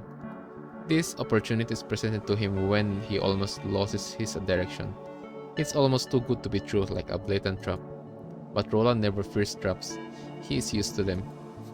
He looks forward to where it will take him. Curiosity. The only problem is the speed difference. Both contracts and ascendants can walk long distance without getting tired, but they are all based on the human body. Lamia can travel a lot faster, but Roland doesn't trust her enough. In that case, half an hour later. This is way too heavy. I'm so tired. I need a break. Wait, what like what are you holding right now, Lamia? If we keep going at this speed, we can arrive 2 hours earlier than Babylonia. That's a win-win for both of us. Wait, is she freakingly piggyback a Roland? Crazy. In what way is this a win-win? A rock. Even with a rein on her waist, Lamia manages to jump over a rock with incredible dexterity. That's what he meant by rein when and when Roland is talking with his when Roland is having a Shinobi moment. The heck. But the old cart she's pulling isn't too lucky. It bounces high above the ground and lands again, along with Roland, who is sitting inside. Watch out, Lamia, I can find another one of this thing. If this thing breaks apart, then don't make me pull it. Meanwhile, time for your regular report. Situation normal. Maintaining cruising surveillance. Cinderella.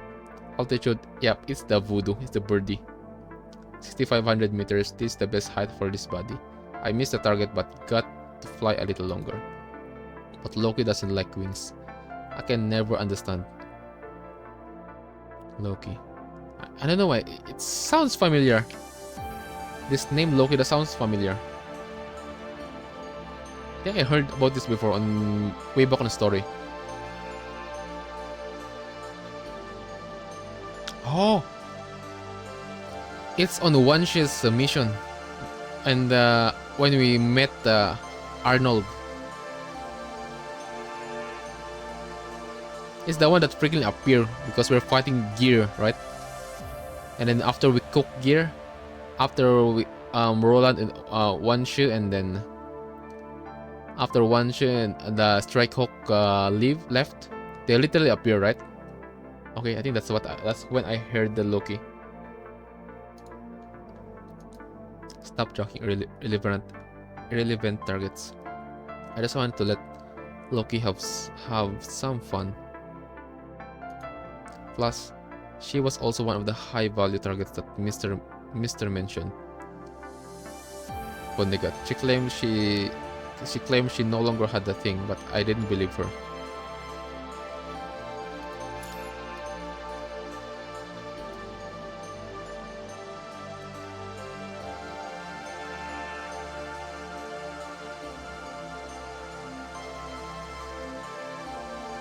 Lamia. She's following Lamia. This voodoo is following Lamia. Okay. Stick to the plan. Stay focused. Your mind is easily affected by other things. Understood.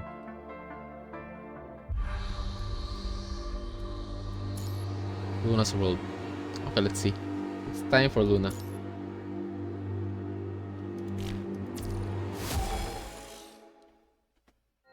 Roland and Lamia walk past a sign with "Welcome Home" and a few unrecognizable letters. The town is surrounded by forest, with borders that resemble the texture of black velvet. The morning dew soaks the air, whitening Roland and Lamia's artificial skin through leaves. The sensor send a chilling signal to Roland's mind. The moment he comes close to the town, he feels a familiar pulse. The power given to him by Agent is still inside his body. He immediately understands something. Luna's been here indeed.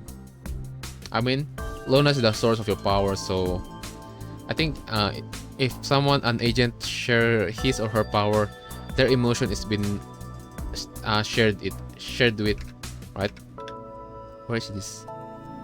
An interesting place. We may be able to find all the answers here, but it can also be just a trap. Roland walks forward without telling Lamia all the truth.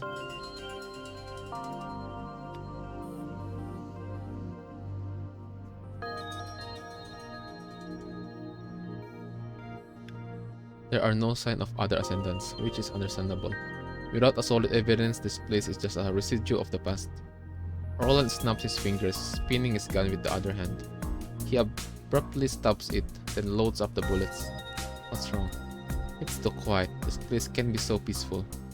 During the Golden Age, machines with artificial intelligence were widely used. In places like this where human communities used to live, no matter how much they resisted the convenience of machines, there has got to be some machine around here for public use. But it's too quiet right now. It's unlikely that the scavengers got rid of the corrupted here. A place too quiet must be abnormal. An abnormal place is where we can expect enemies. That's true. He is cautious to his surrounding. That's what I can say right now.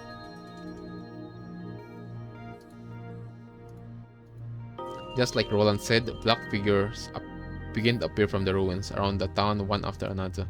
Crawling, walking, they stumble toward two of them. Corrupted.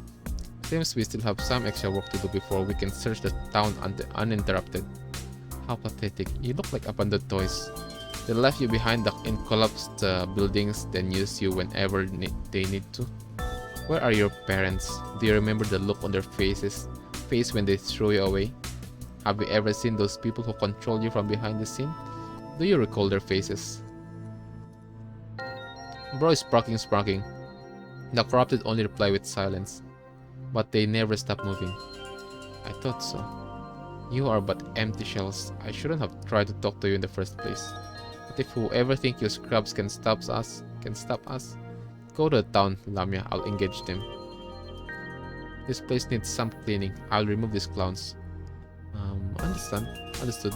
Roland holds the shotgun under his chain blade, getting ready to shoot. Lamia leaps on the walls of nearby buildings and climbs up with inhuman dexterity. A few corrupted want to go off the hub, but Roland fires the moment they jump into the wall. Hey, I'm still here. How rude of you to ignore your guest. Bad kids will be punished by their parents. Sorry, I forgot yours are all our long gun. The dark humor, bro. I don't know if you call that dark humor, but I see some streamers use that word. I just imitate it, okay? Guys, if I'm wrong, you can just chat, okay? You can just put in comment. Too bad then, I'll have to do the work for them. Even though you have no souls, you need to learn manners. Manners? You call this manners? How is this not? These soulless things still walk to earth. My courtesy is to return them to dust. He raises both weapons, then charges toward the very first corrupted.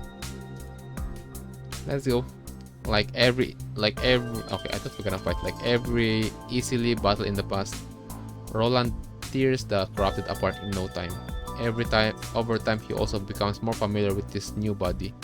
The path in the town is now open. But Roland isn't going forward, he just stands still. What is it? Never mind, let's go. Lamia, you there? Yeah. I'll enter the town from the lower path to see if they left us something. Can you take care of the upper route? Okay. Roland walks deeper into the town as if Lamia did not just hesitate momentarily. Confidential level. Single family villas. Welcome to horror game. I know it. Oh my god, bro, have dodge now. I mean, this is upgraded version, right? Yeah, this is upgraded version. What the heck? How about the skill though? I can spam it.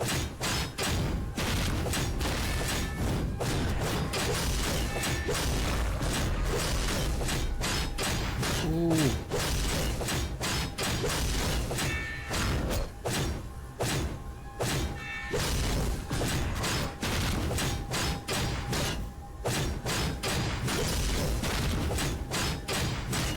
The freaking the shooting the shooting skill is no longer there, by the way, so it's kind of crazy.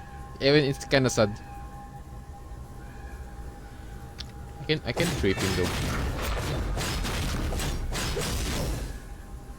Next.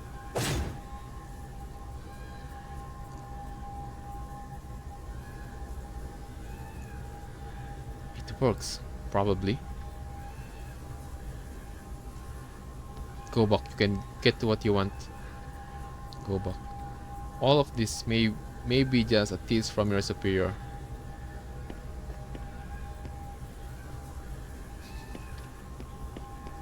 Lamo.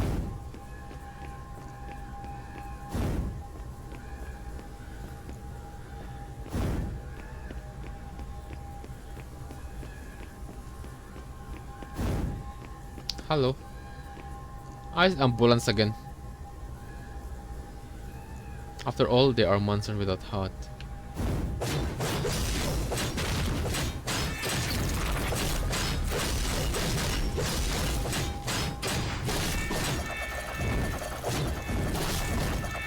Oh my bro have unlimited skills.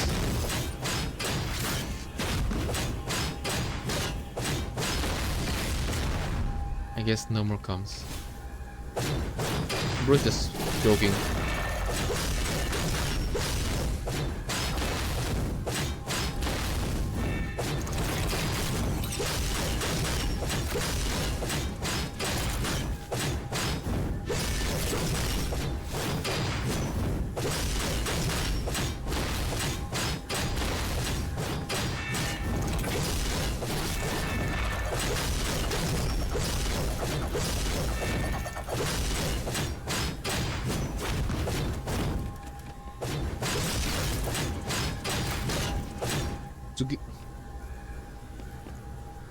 More?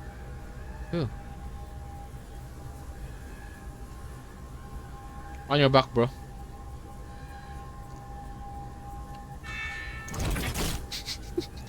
Bro got cooked. Bro got yoinked. If that's the case. Even more, how annoying. If that's the case, let me leave some obstacles behind. Here comes the trap. Obstacle for Cerberus. Place the powder cake.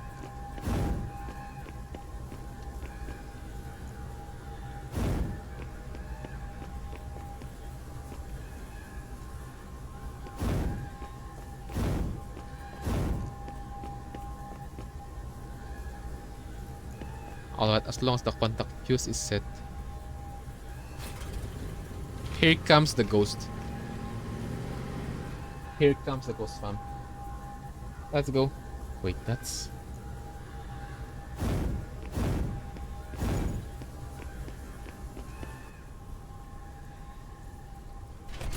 Roland hears the sound of rubbing mechanical joints. He knows the uninvited guests have also arrived. I probably should leave, or maybe not. What? Do you still want to look at the task force guys up close? Got it. They deserve some special treatment. Whatever. The previous occupants left some dynamite to blow up a building when there was a need.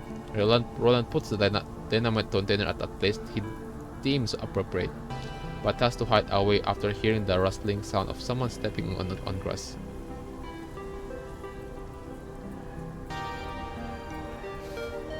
Oh, here. Soon, three constructs appear on his vision. Cerberus. They came later than I expected. I didn't expect to find me. Honestly, I thought I only had to avoid the Strike Hawk. That crazy battle style of yours. Perhaps you will be better fit here than in Babylonia. Even ever thought about contracting the punishing virus? You seem to have good impression on them. Why don't you invite them now? I'm very keen, but I don't need them right now. We have more important things to do. After confirming the identity of his guests, Roland leaves the place. Speaking of which, why do you trust Lamia so much? What can I do if I don't? Leave her alone. The worst she can do is run. But if I force her to move with me when she has different thoughts in mind, the illusion makes an I knew it smile. Fine, you win this time. Roland stays a little longer to watch, then turns away. That's where we saw Roland, right? Lamia climbs into a roof. She hears the never-ending gunshots and begins to question herself. What do I do now? The idea of running away has somehow made its way back. Perhaps she still fears Roland, but Lamia has a vague feeling that if she walks away from Roland one more time, they will never meet each other again. Why isn't this what I want? Why would I feel a little pity to leave him?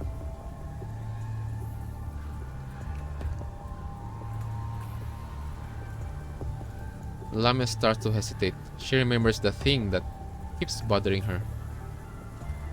Leaving is of course the easier option, but if she can guide Roland to that place during his search for Luna, because he's Roland, so he can always get things done, whether it is for Luna or Lamia. Interesting. She gonna use Roland for her gain. Lamia purses her lips without realizing. Soon she makes her decision. I have to do this. She can run away anytime, but this is her only chance to get a powerful helper. Lamia wants her to seek help from the merciful one, and it did not end well. Roland may be her last chance of getting that thing done. Lamia pulls her mind back from the surrounding forest, then leaps briskly into the town. Roland walks in the deserted town. The scene makes him somewhat uncomfortable. Retro-styled streets, houses made from stones, paved road surface with trails pressed by anti-slip plates on a carriage wheels. Roland feels uncomfortable. What if all these trails were only added half an hour ago by the props team? What if the crafted were infected by a punishing virus, but an AI mechanoid specially designed for this scene? Oh, okay. Theater. Let's say theater. Circus. Roland just cannot stop thinking about these possibilities. Luna once made him believe in reality, but she is not here. You don't look very good. Look at me, Hermana. What do you see? A monster, a corpse, a weakling, a lost lamb? You're probably not going to like what I'm about to say. I didn't get you here to say things that I can accept with pleasure. Have I become so twisted that I pretend in front of myself? What about you? Are you still going to act fragile and weak? Say it. Can't you live without finding yourself a monster? Do you have to let others hand the answer to you? Even when you find the answer yourself, you aren't that kind of person. At least you shouldn't be after leaving the Manhasi Real Park. You never change, always looking for a lighthouse, thing that can support you to continue forward. Oh, so he is not independent. You are always seeking a purpose, but you never really think about it. After all these years, you and I both know who you are. You are not that kind of person. I suggest you find a mirror and take a good look at yourself. If you really can find one in this dull place, what will I see in the mirror? You guess. You take your time, I'm not in the mood for that. Roland impales the remains of a corpse into the wall. Some electronic structure within the remains are pressed and squeezed together by Roland's thrust, causing the body to tremble again, probably due to short circuits. But Roland had seen it too many times, in his brief previous life or in the Manhasi Real Park. Exaggerated hits, carefully designed and trained poses, and twisted fake death that were purposely acted in front of the protagonist. They are still alive physically or mechanically. They will show up in the next scene and may portray a different way of death, but the death of the character they are playing have been decided. They are destined to die, so they cannot choose to live. The only option is to embrace a death that looks as real as a performance. The mechanoid remains stuck in the wall are truthful in their performances. Roland's eyelid keeps twitching. This whole deja vu experience feels like a cycle of destiny. It's all too absurd. Every swing of Roland's chain blade seemed pointless. They aren't going to stop for fear. The death of their kin isn't going to make them any crazier. It's all but a part of a meaningless cycle. This entire mess only leaves behind chaos. Even the victor will only feel like he has accomplished anything. How absurd. Had my opponent ever felt this way? Huh? Why bother? Through the remains and ruins, he walks into the group of buildings. You look a lot better now. Well, we still have things to do. So we're done here. What's next? Roland doesn't know his question, but looks at the street ahead. I don't need to worry about that. Our opponent has already prepared the red carpet. Roland looks into the distance. On a filthy wall, someone wrote, "Come this way," with red paint. The mansion. Whoever wrote this, I have no idea what they were thinking. But at least I got the message. Everything about it looks like a trap. Indeed. Roland knows an unknown trap awaits him, but he doesn't have a chance.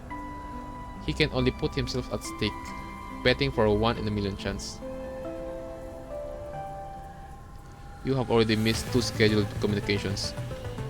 My memory control threshold is within the expected value. Doesn't sound like that to me. No, yeah. Very interesting. That girl has same MIND fluctuation. Similar stability impairment. Interesting. Very interesting. That girl. 21? Wait, there's only like... Or is this Lamia? I don't know. Sash Loki. Oh, Cinder Lake. Mr. Sent you here. What rare sight. I am fighting for control. Loki, don't you ever dream of controlling me. Wait, what? There is 2 person in voodoo? Huh? Of course, mission. But can we invite more guests just to play together, okay? Just don't let it interfere with your top priority. Cinderella turns off the comms and lets out a little sigh. Miss Wood and Miss Loki. If they can stay forever together at least, I'll be... So there's literally 2 person on Voodoo. Loki and Voodoo? Like, kind of a bit similar to Roland. You'll be what? You'll be cooked.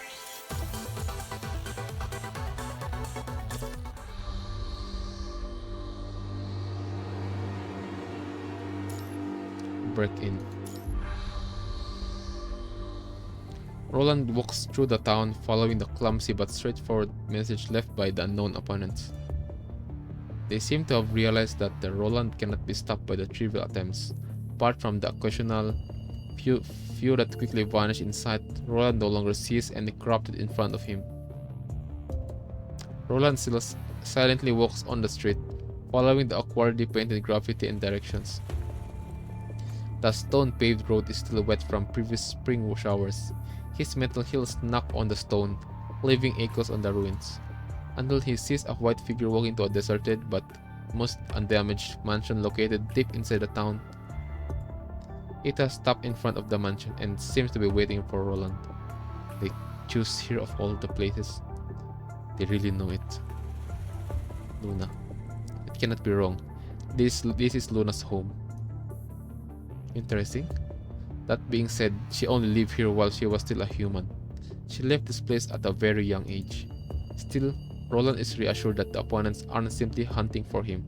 They know very well that what this place is all about. Whatever awaits me inside, I must check it out.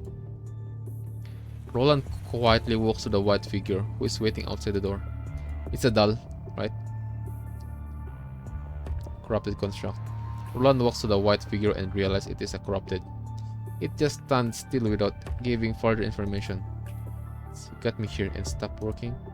With one agent's poke, the corrupted joints lose all strength and it collapses to the ground.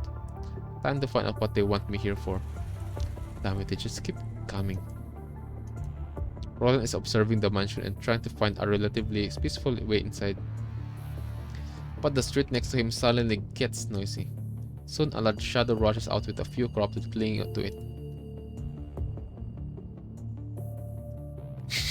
Wait, what the heck?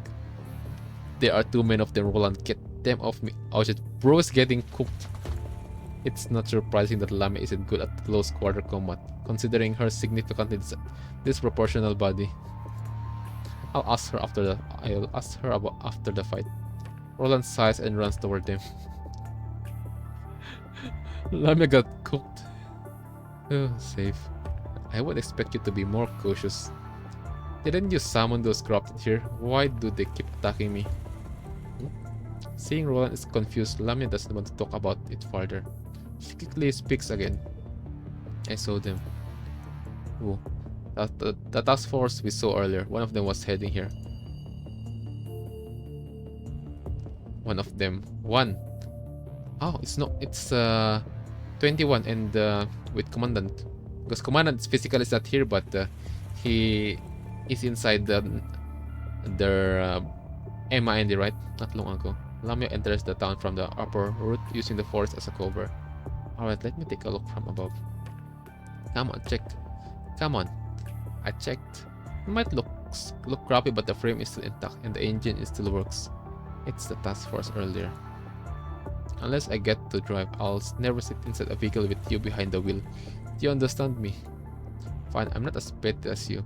I trust your driving skill. It can be as terrible as 21. Can it? Can it? Vera pulls the door open, sits on the driver's seat, then slams the door shut. She rests her arm on the window and waves to the other side. Commandant, enjoy the chill as a Cerberus. The police car speeds away, leaving 21 and her cobot behind. Lamia watched the remaining task force member walk toward Roland's direction. Two drove away and the last one is heading to Roland. I need to tell him what happened. Lamia eagerly tries to contact Roland, but a jitterbug quietly close to the roof next to her feet. Here comes the jitterbug again. The last time we heard about jitterbug is on chapter 14, right? Crazy. Chapter 14, hidden. Hidden?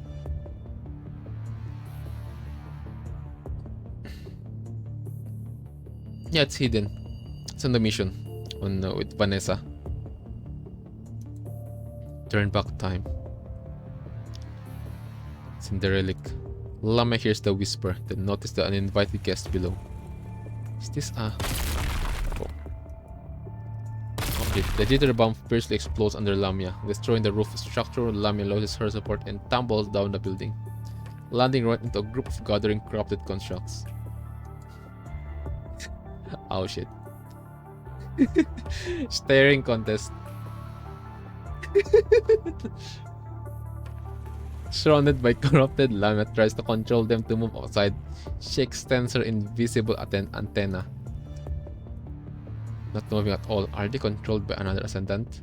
Yep, that's in the relic. Is it Roland? If it's him, no. Lamia tries to pull the corrupted constructs out of her path. But just when her hand touches one of them, all corrupted immediately turn to her. Oh shit. And now we're in the present. Now this is getting more interesting. I don't know why, but everybody wants to lay their hands on this place.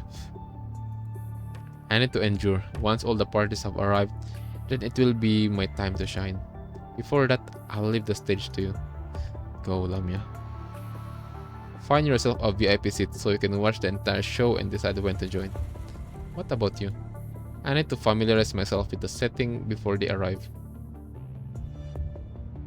Oh, it's Miss what as Cinderella said, it's Miss Voodoo and Loki, Miss Loki, I think. That's what the role is waiting. How do you know that they will come? By instinct, or they must have a reason to let us see the task force and make me come here. But only you and I get to decide when to move on to the next episode. This is the only way to confirm what I seek is real, not just my illusion.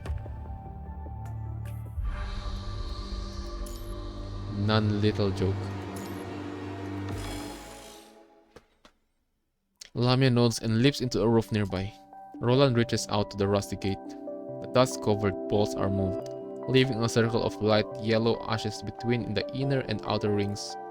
The dilapidated frames gives a horrible squeak, as if they are fighting the power that is about to change them. Eventually, they succumb to the power and give it on the new visitor. The gate watches the new visitor as he enters its territory. The doll. Roland walks into the front yard, a space that resembles a time capsule. Rough pottery pieces are scattered under the wall. Firewood chips are neatly placed next to a smashed fireplace wall, as if they were just freshly chopped in the morning. The ground surface is in extremely poor condition due to lack of maintenance, but tools are nicely placed along the wall. Everything about this place shows that someone used to live here, albeit a long time ago. Roland calmly walks through it until he sees a crude click lit on at an inconspicuous place on the outside wall.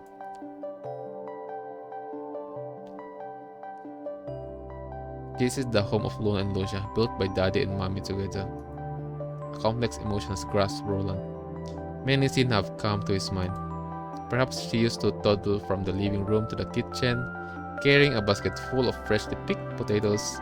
Perhaps she used to rush from the first floor to the second, holding a paper plane that Dad made while making a whoosh sound.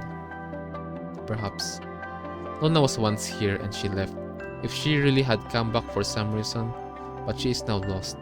None of the perhaps can change this fact. Better get back to the topic. Why would they lure Babylonia's task force to this place? And why do they want me to come here? There should be an answer at all these questions. Roland starts to carefully search every nook and cranny of the ruins.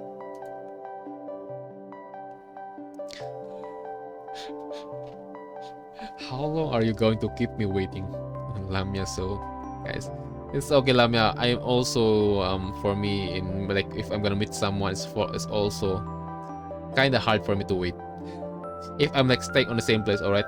That's why if I wait someone in real life, most of the time I like walk around and round, walk in circles, or if not, I'm just gonna venture the place while waiting for the specific person to arrive. And just pretend that I just came, and if that person arrived, I'm gonna say to him or her that, yeah, I just arrived. Yeah. What's that?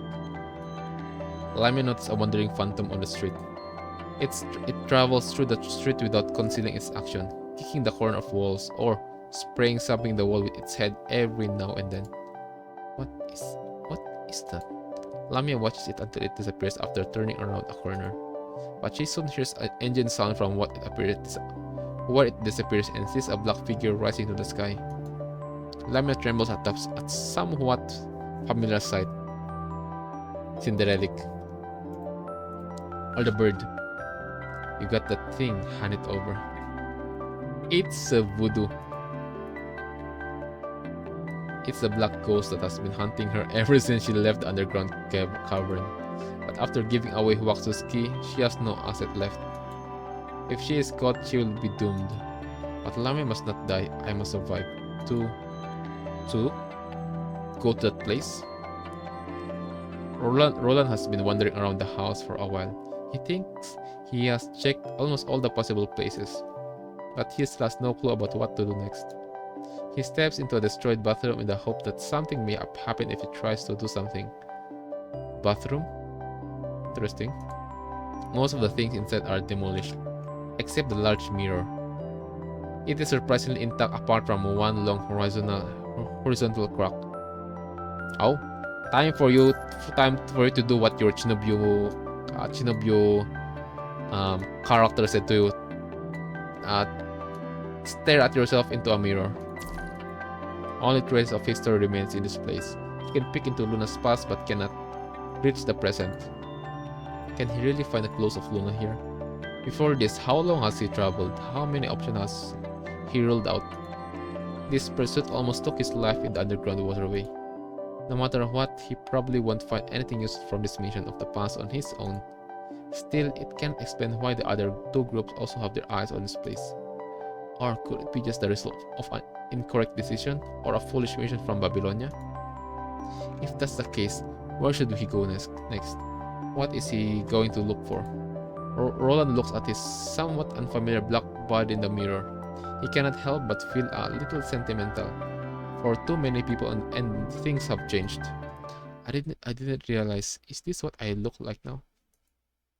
Why do you prefer this look instead?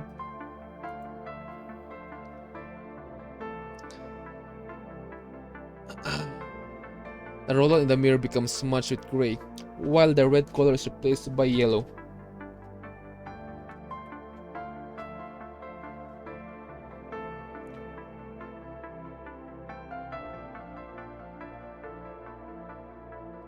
What yellow present though?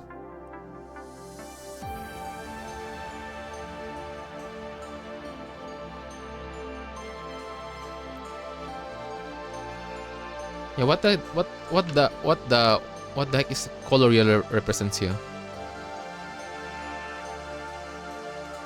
Roland sees what he used to look like. Ah! Also, this is the previous one. Okay. Ah, that's why this. Ah, okay. So this is what. By the way, guys, good job to illustration. By the way, the lighting, the shadow, because we are focused on the character, right, and the crack because it's an old. This place is old, and there's no crack in the mirror, in the old mirror, and what is liquid or that's like a spider web. Right here. Other than that, oh my god, very good crack here because it means that if there's a crack in the mirror and you're staring at it, it only means that this is your broken past. Because this is the present, right? And he said that this is his past.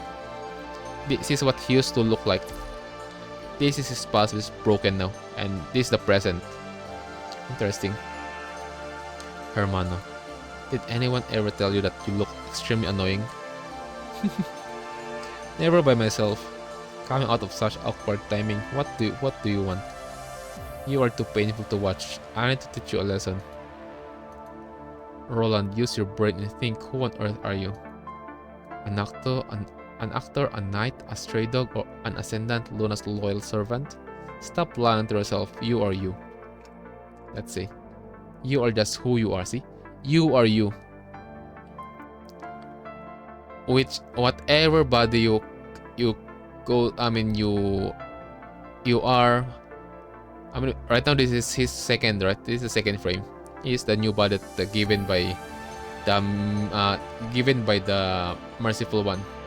So again, despite having a new body, you are still you. Okay. You aren't anyone else. You aren't an item. You are just yourself. The one and only you in this world. That's a good word from you, by the way. Shinobu Roland. Go onward, and one day you will be able to answer me. Who are you? Your ideals, your recognitions, your violence, your cunning. Maybe you need someone to rely on, some belief to follow, or a mission to give you a reason to live on. And what does that have to do with my current situation? I'm just reminding you that in this show, you can do a lot more than you think. You may have been a little lost after losing your direction, but you are unique. There's no one else like you in this world. See what interesting right now, chat. This is literally a creation on. This is literally this is a creation made by Roland, because unsecurity, something like that. I don't know what's called, but yeah. Roland having a Shinobu. Go, my puppy. Use them, get what you want, and tear them apart. Do you seriously think you can get what you want by trusting to others? This cruel world doesn't run that way. The world doesn't disappear even when the symbol is gone. The world is still there. So are the things represented by that symbol. Whether you understand or not, just remember what I said. The world is still there. So are the things represented by that symbol. Roland stands in front of the mirror and clenches his fist. Lamia pokes her head through the door. The task force girl is almost at the gate. She came faster than I thought. I can only do as much as I can before our guest arrives. If they want to bring the task force and us together and watch us kill each other, I need to set up some distractions. I may not have the time to turn the tide, but I can at least muddy the waters. And that's how 21 got an emotion, right? That's why. Roland, you did a good job also on your preparation. 21 learned a lot, like having an emotional birthday celebration, family, something like that. Despite the memory is on Luna's memory, right? Luna and Lucia's memory, not hers. She's starting to learn. That's why again, she thanks us on the cutscene on chapter on main story on extra story chapter 5. Oh, we're back. Go to the suspicious house. Let's go. Yeah, this is the time that I got lost, right? The time that I saw Roland here on here. Crazy. The fake Roland when we're doing the mains when we were doing the normal extra story 5. Lock. I can open it violently, but it might alarm the servers. Pointless harassment. Hello, nice design though. It looks, yeah, nice design. Yes, the one that we saw there on the top right, top right. Oh yeah, top right. Ah, no, no, on the right side or over there.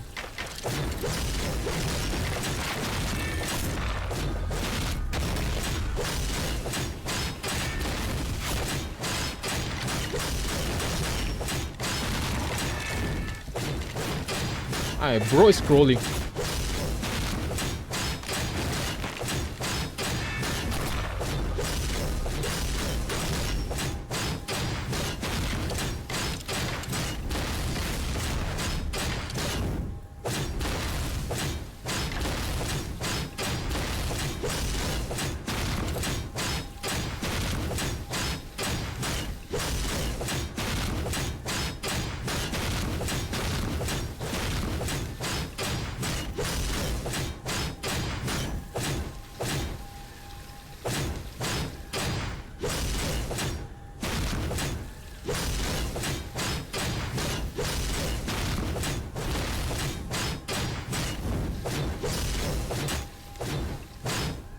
Next. That crafted looks a little strange. Okay. I pretend I read that. You good, bro? Again, Core Games made a horror game, okay? I don't care if it's a paid one on you created that on Steam, but yeah. Bro, you're good at making sound effect. And also the surround you're good at making the environment.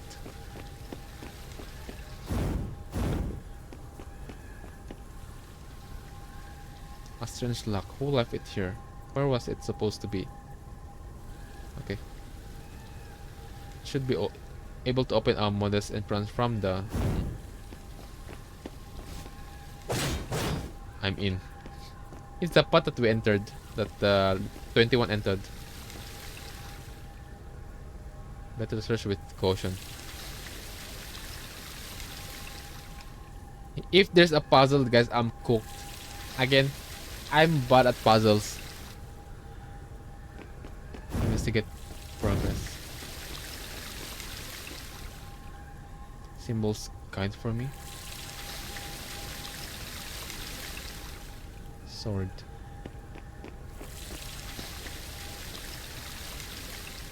Sword sight. Sword sight.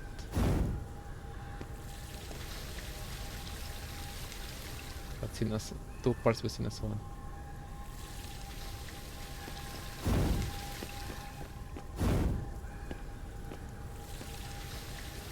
Are these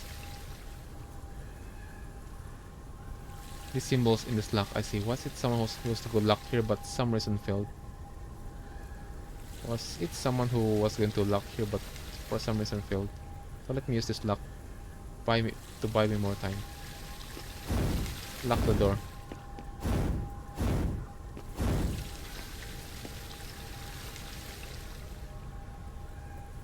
The sound of footsteps coming from far away. Well, since I'm here, I'll just hide and see how we solve this puzzle. Yeah, and Roland, you're good at... You cooked me on this puzzle, bro. It literally took me like 12 minutes to solve this. On my previous PGR stream. It's also a chance for them to show their hanky-bunky tactics. Hide in the warehouse. Oh, this is the time. That is the time that where Roland is running here, and then on this side we're like walking in, right? We're about to enter this place. On that part. This is the time that we saw his shadow.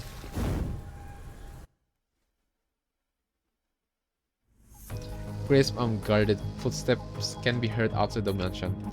The person seems to be unaware of Roland and Lamia's presence. But that's still a sign, telling Roland no matter what he wants to do, he better be quick. I'll just have to rush a little. Roland locks the gate with a force. Unfortunately, he cannot block the opening he left on the fence when he broke into the yard. There is no doubt that the noise still caught the attention of the guest, but Roland doesn't care. Suspicious signs make people overthink. They can slow Cerberus down, directing their attention to unnecessary details, which will create an opportunity for Roland.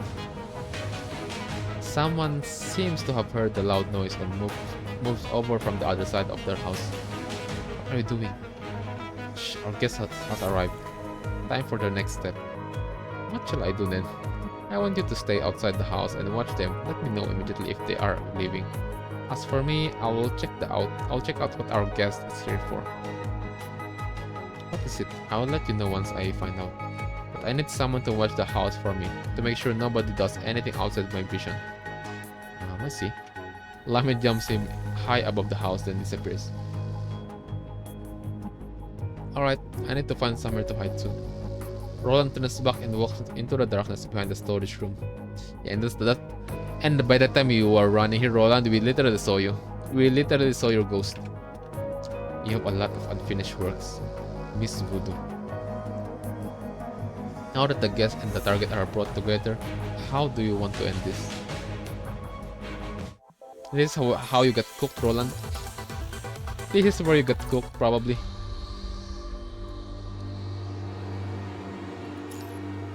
Lopsided recall.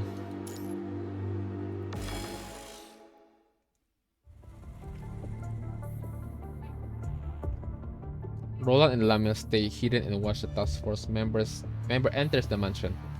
The moment she steps inside, Roland recognizes her. She is a member of the task force squad Cerberus. It's 21. It was them who held off Gabriel in Venus Splash Park and drove him away. Roland knows he must not underestimate them. Wait.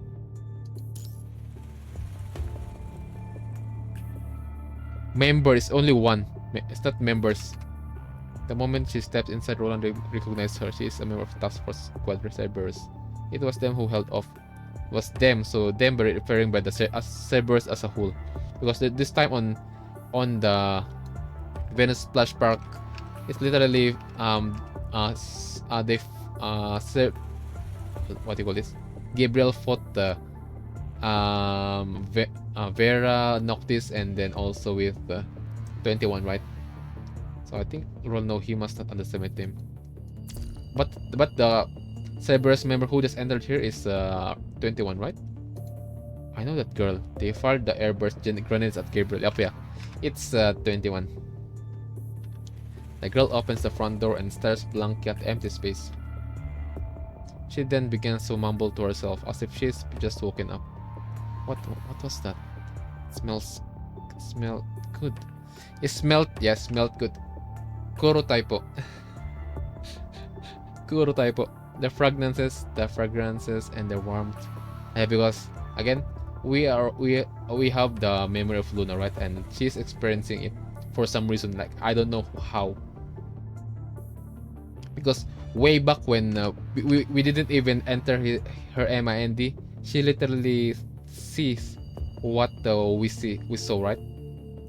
Without us entering herself, right, chat? That's why it's so crazy. I still have this question about her, like, what's her connection with us, or with Ascendants, or the Asnet, right? So again, Commandant's mind beacon is corrupted, and other than that, 21's nobody tried to enter 21's MIND. That's been said by Rebecca. That's what she said. Nobody dares to enter. She stands baffled in front of the house. The next moment, Roland sees the girl in the white pick up a random piece of glass-like thing from the ground. She stabs it right into her arm. You were losing your mind. It was a messy. I didn't feel good. Pain wakes you. Oh, it's the time that um this is the time that we're having hard stuff, right? Because again we are in 21's MIND this time, and this is the moment that she forces us to wake up. To, hey, Commandant, wakey, bro, you're the memory doesn't feel good. You're losing your mind. You? Sorry? It doesn't compromise my fighting. She's talking to us. The girl raises her head, looking around the room. Yeah. What's going on? Who is she talking to? Oh, he didn't know. He don't know. Okay, interesting. That doesn't sound like she's talking to a teammate. Is she linked to someone? Okay. Thank goodness, yeah. She's talking with us. If she's linked, Roland remembers what Lame heard about the commandant of Career Raven.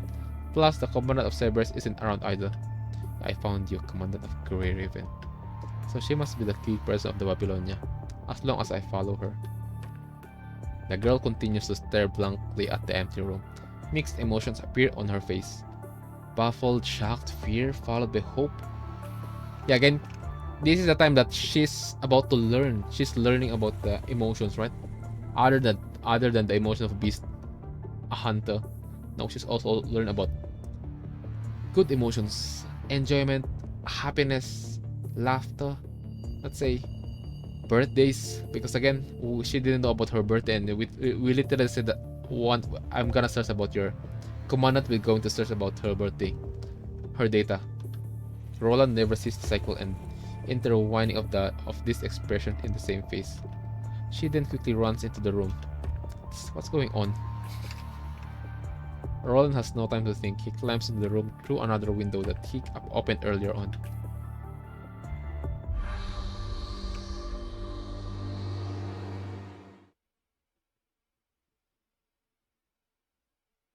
Welcome to me side. Footsteps come from the other side of the hallway. Looks like she's already inside the house. Follow her. Follow the 21 on the corridor.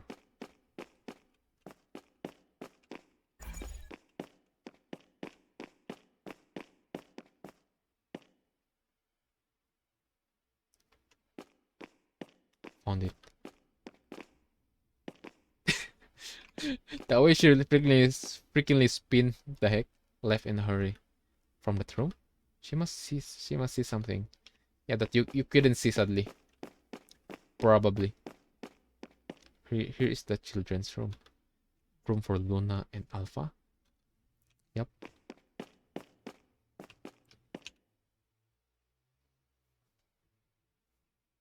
I seem to remember Luna mentioning this.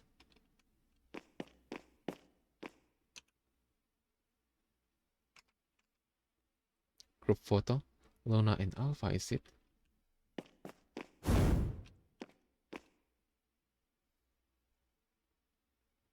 Nothing special, just normal toys for kids. Demon, nothing special. This is that's the thing that Luna is so right. That's because she is looking for a place to hide. Nothing special. The corridor.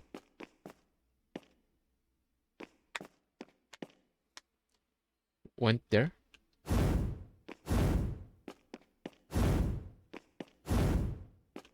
Oh wait, never mind.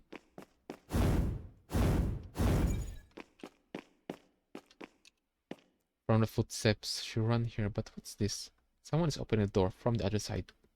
I have to stop her. Stop 21. Where's that?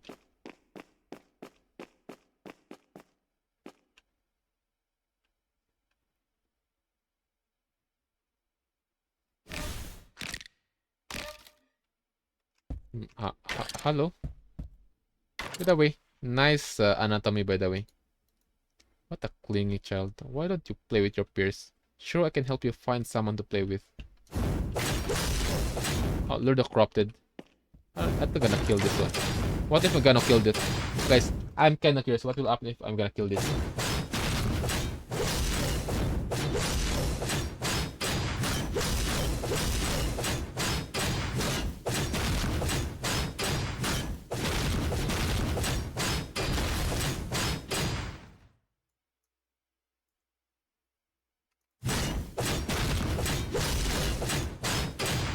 What will happen, fam? I'm kind of curious because again, when we're doing Luna Laurel interlude, we literally, when we let the construct die right there, there's a chat said that it will trigger some Easter egg, right? Kind of curious. What will happen here? What will happen if we kill this? I don't mind to repeat it though. It's just luring this stuff, right? Okay, Rose Immortal, never mind. That's good. Come here. Very good. There's no Easter egg. He follows the clueless girl while she searches around. Roland has already inspected the place truly, but she seems to be able to see things that he cannot. Interesting is the information only visible to those that meet all the criteria. Roland feels like he's getting close. After a series of seemingly pointless searching and relocating, the girl linking the commandant of Grey Riven runs downstairs. But Roland is not rushing to follow. He's not keen to be a good stage actor that follows the script, especially when the stage is not going to award him just for putting up a good performance. There is a complicated plan behind all this. Both he and the task force linked to the Grey Riven commandant are just part of the plan. The strange behaviors of the contract named 21 can be probably attributed to this plan. Meanwhile, 21 and Roland are also being set up by the third party. No matter how they manage to gather so much complicated information, Roland has to give them credit. Roland has no choice but to follow their script step by step. Roland has already seen what 21 has seen, but those things aren't going to tell him where Luna is now. They are nothing but some miscellaneous item that could potentially came from Luna's childhood. Hold on, Chatomate, let me just pee, okay? CR break. 3 minutes. Don't worry, I'm not gonna hunt for some food, okay? I'm just gonna pee and just go straight. Yeah, my water is still full, so we're good. 3 minutes break.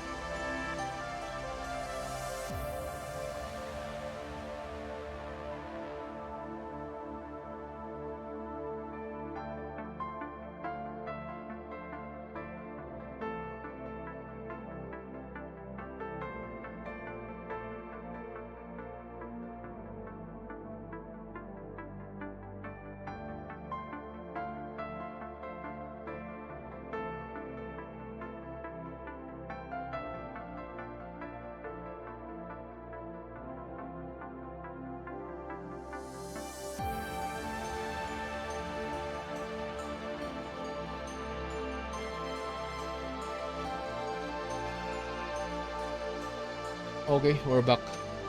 We're back, fam. Let me just get my phone.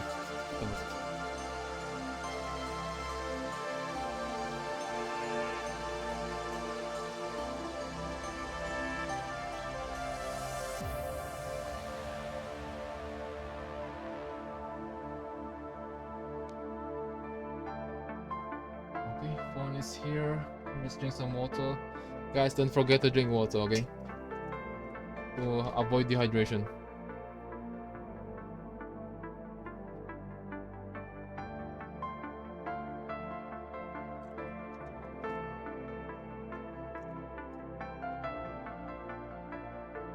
Okay,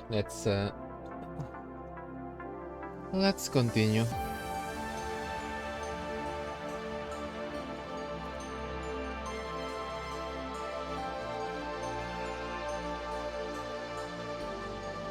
Roland doesn't know what the third party wants from the connection between her and the commandant of Grey Raven. But it has nothing to do with this house. Maybe 21 and Grey Raven commandant will eventually find out what they and Roland will both want to know. But that will never be revealed to Roland and the person who set him up. But if whoever sets Roland up knows what Babylonia and Roland want to know from the beginning and tries to communicate this through their plan, this is making me mad. I put myself enough time, but the end result was whatever. It is still within expectation. Disappointed? No way. At least it tells me one thing. Whoever set this up knows who I am and now know exactly what I want. They expect me to follow the script till the end. So if the answer I want isn't here, it must be with them. What's next then? The final step is I'm going to smash the stage and force whoever is behind the scene out. Whether they plan to act till the end or expect me to wreck the entire stage, they will have to reveal themselves. Fantastic. You have finally understood. It's time for my curtain call. Really? Cheer up, this means we no longer need to stay isolated from each other. You are me and I am you. What should I say, hermano? Nothing. Lamia? Pay attention to the surroundings for me. It's about time they reveal themselves. So what next? Should I follow that 21 girl or Cinderella? A girl in a black suddenly appears at the window. Her eyes are unemotional but look surprisingly calm and enlightened. You are... The girl looks familiar to Roland, but he cannot tell where he has met her before. The girl is not anticipating Roland to notice her, but she does not seem surprised either.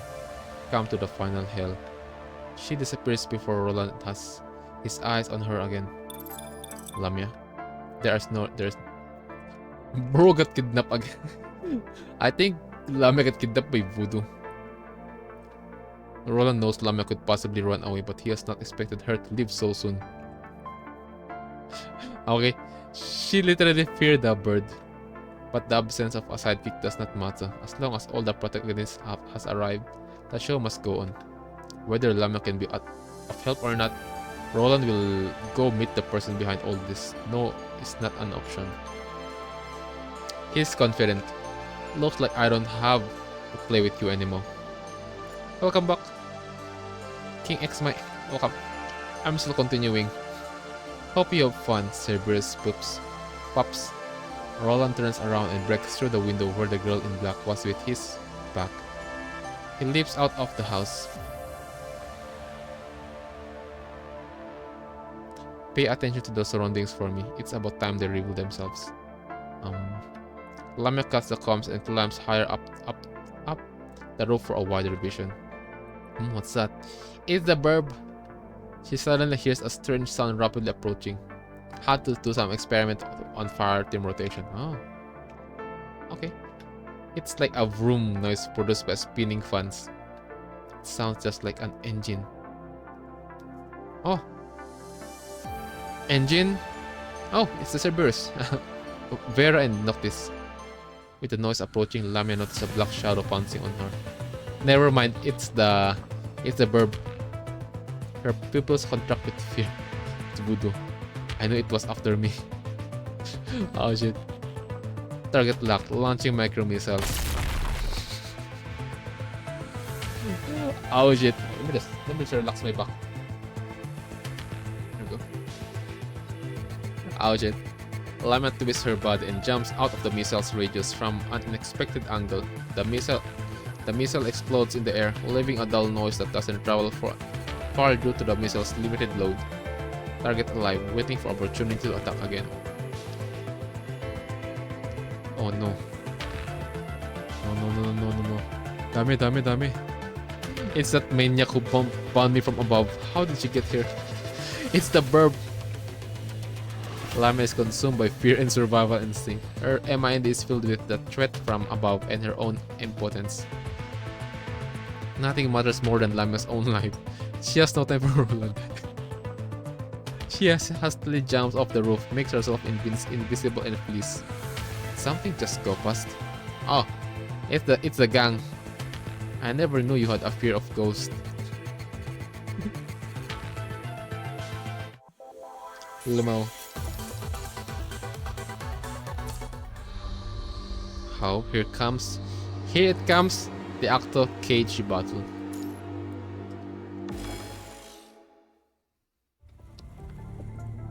The girl in black never shows up again, but Roland sees marks of punishing on the ground, pointing to another place.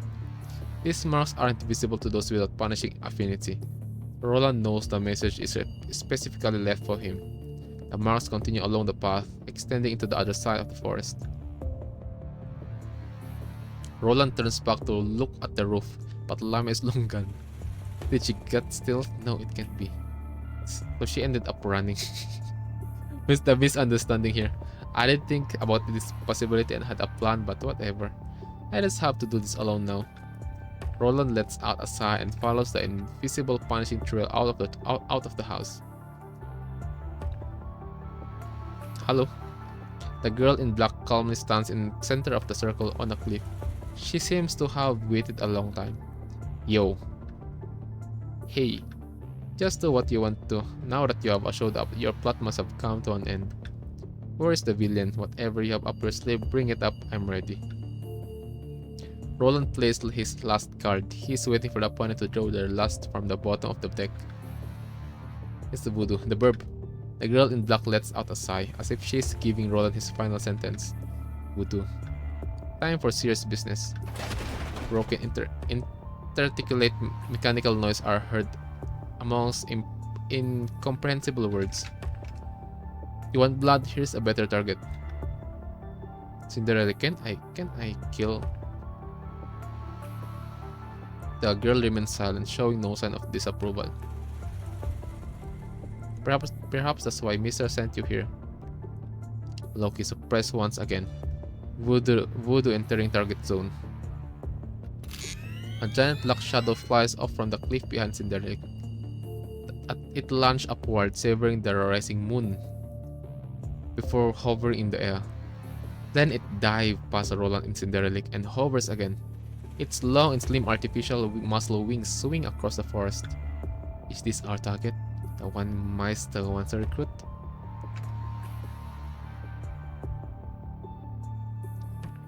Bro is tired of using Gabriel, and now he's gonna. Vonnegut is inviting the other people of Luna. Oh my god, bro. Vonnegut, nice try though. I mean, you did a good job inviting Gabriel, but Roland, no. You are not interested in Roland's eye, okay? Vonnegut. Roland is only focused on Luna. Even if Vonnegut gonna invite Alpha, no, she's gonna pass. You only successfully invited Gabriel because he is weak. You know what's funny, guys? When Gabriel is fighting Alpha, he literally got first buff from Vonnegut, yeah, right, fam? And he got cooked, and he ran to the nearest red tide, right? And he power up via near the red tide, and despite the second power up, bro still got cooked by Alpha. That's why it's so funny. Like, bro have like twice power up and got cooked so easily. Crazy. That's why Alpha said that. Yeah, yeah. You power up that you're a maniac who only get solely power via red tide. In short, you are just you're just like getting power to another source, not your own. So that's why you're weak. That's how I understand what Alpha said to Gabriel when she's fighting him. Bro is independent at punishing virus, or let's say Red Tide. What the heck? That's why again, Gabriel, you're a fucked up character made by Kuro Games. Anyway, Kuro Games, good job also. Crazy. Yes, do what you need to do. This time, stay away from any targets unrelated to the mission. Unremarkable. I be gentle. Save energy. Give his complete body to Meister. Do you look down on me that much? Look down or not, it's up to us to determine. We will use our full strength if you prove yourself to be stronger than you look. Then Loki will wreak havoc. You may not want to witness that. Bro have also she have having a Chinobio moment, because again Loki Wood is the same, right? It's the same with Roland and Roland, right? You sound very confident. I only have one question left. What were you going to do if I decided not to leave that house? Cinderella doesn't admit or deny anything. She just continues to gaze at Roland calmly. Cinderella still gives no answer. Cinderella, can I start? I really want to meet that Mr. of yours. If I get to see him, I'd like to make a complaint regarding this invitation. Oh yeah, he didn't meet Roland didn't meet the Vonnegut. So who's the one who frequently cook Roland though? Is it Gabriel? Probably. Well, there's only like 2 ascendants right on the old base of the agent, right? There's only first Gabriel, second Cinderella, and oh, the third one is not an agent. It's more like a monster. It's the hetero hive mother, right? It's only 3, and so randomly appear the merciful one, the 4th. There's only 4 characters there. 3 characters and 1 monster, right?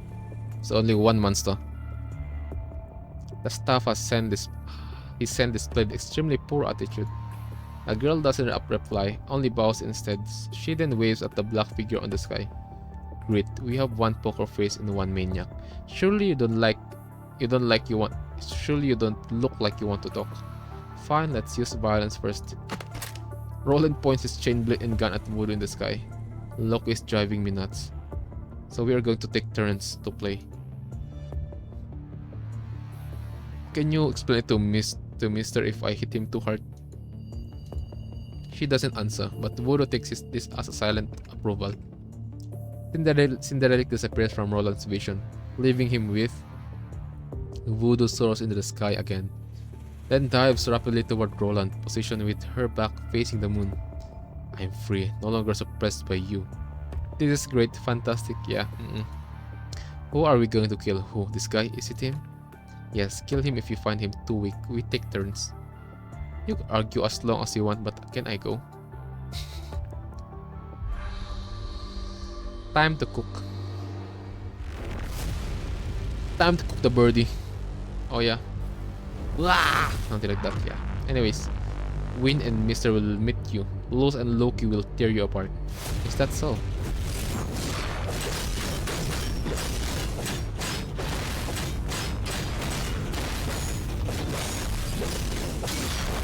Okay.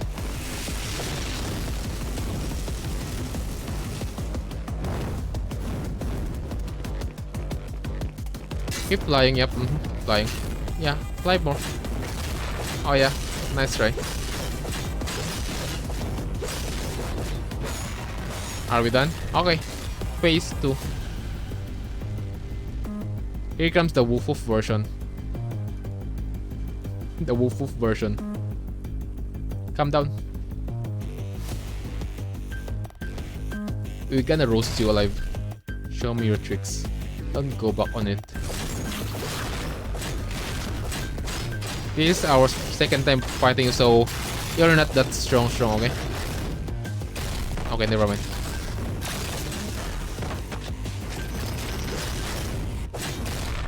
Nice try. Voodoo, you literally do the same shit with the last time we fought you, okay? Jump and then tornado again, then oh yeah.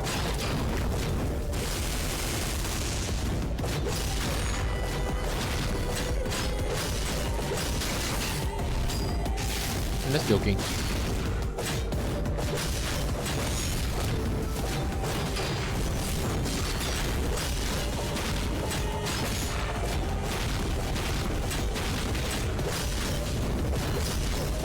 Second, okay, again. Jump. Oh my god. You're so predictable. Not that one though. Not also that one. This is an early look at Roland, the actual gameplay, by the way. Consider this as a beta test for Roland. Ah, so he have a better version. Okay, that's good. At least Roland haven't been forgotten. Not unlike Sophia and Changyu. Crazy. Because when I'm talking with Uncle Zodiac on VC the other day, we literally talk about characters and stuff, and then again he repeated about Roland and about Changyu and Sophia's situation. They got forgotten after the Akdelik.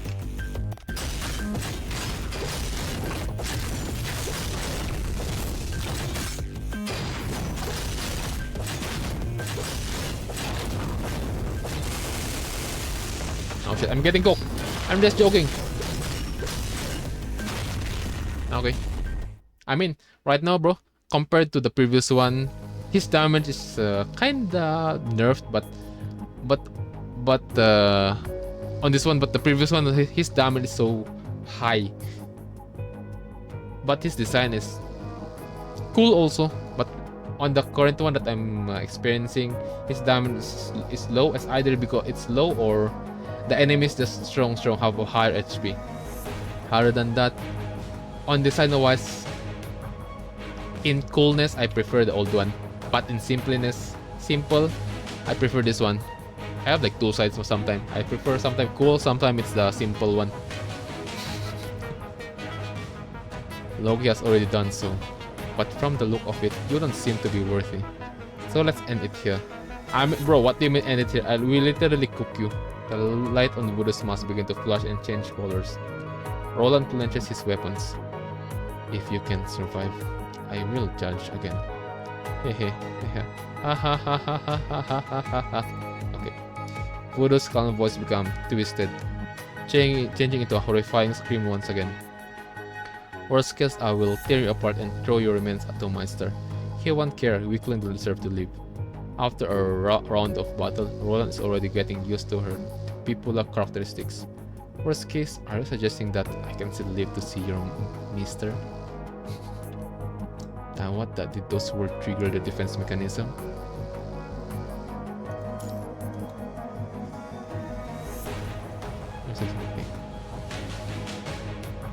Wait, what's going on? Loki has gone haywire, exceeding the prediction.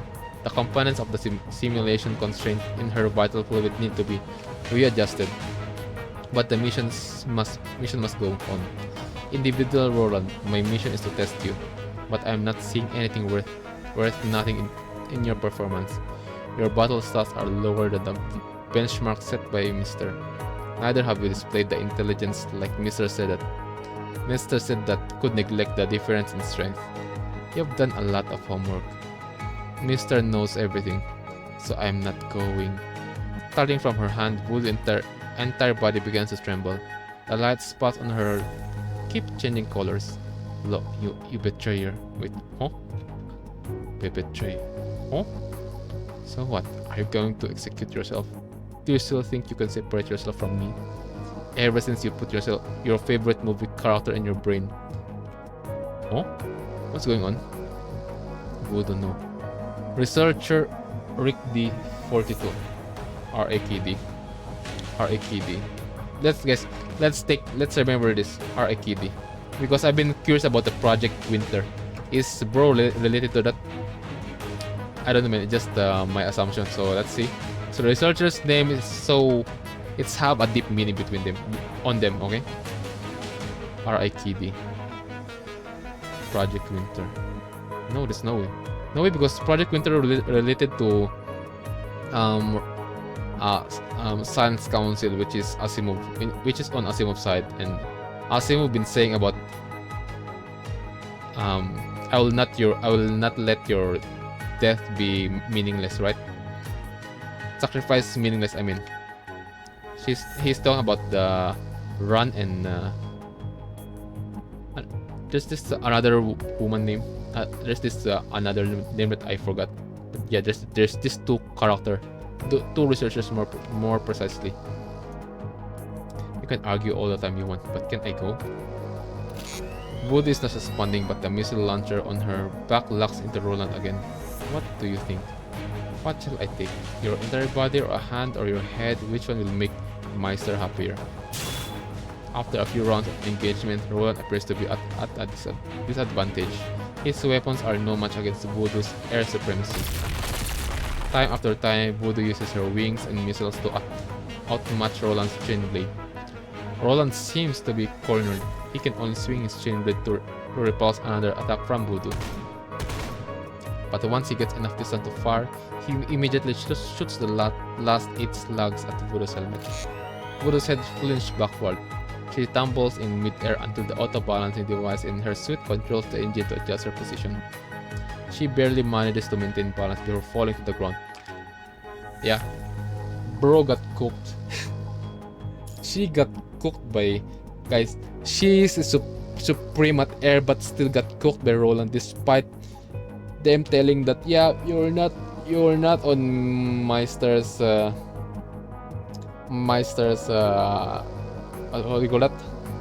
Predicted something?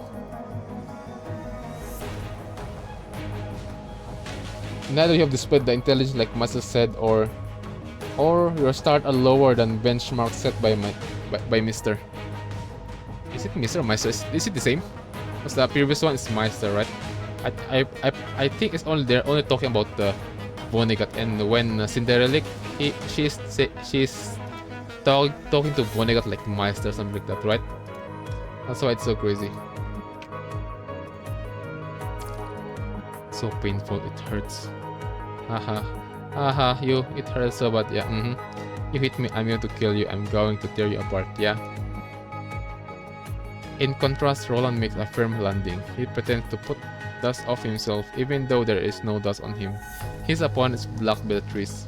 Oh, come on, you spent all this effort to lure me here just to beat me up. He sounds relaxed, but soon taunts again. We could have sat down and chatted if you had any complaints. Resorting to violence is not how a gentleman like me would have preferred.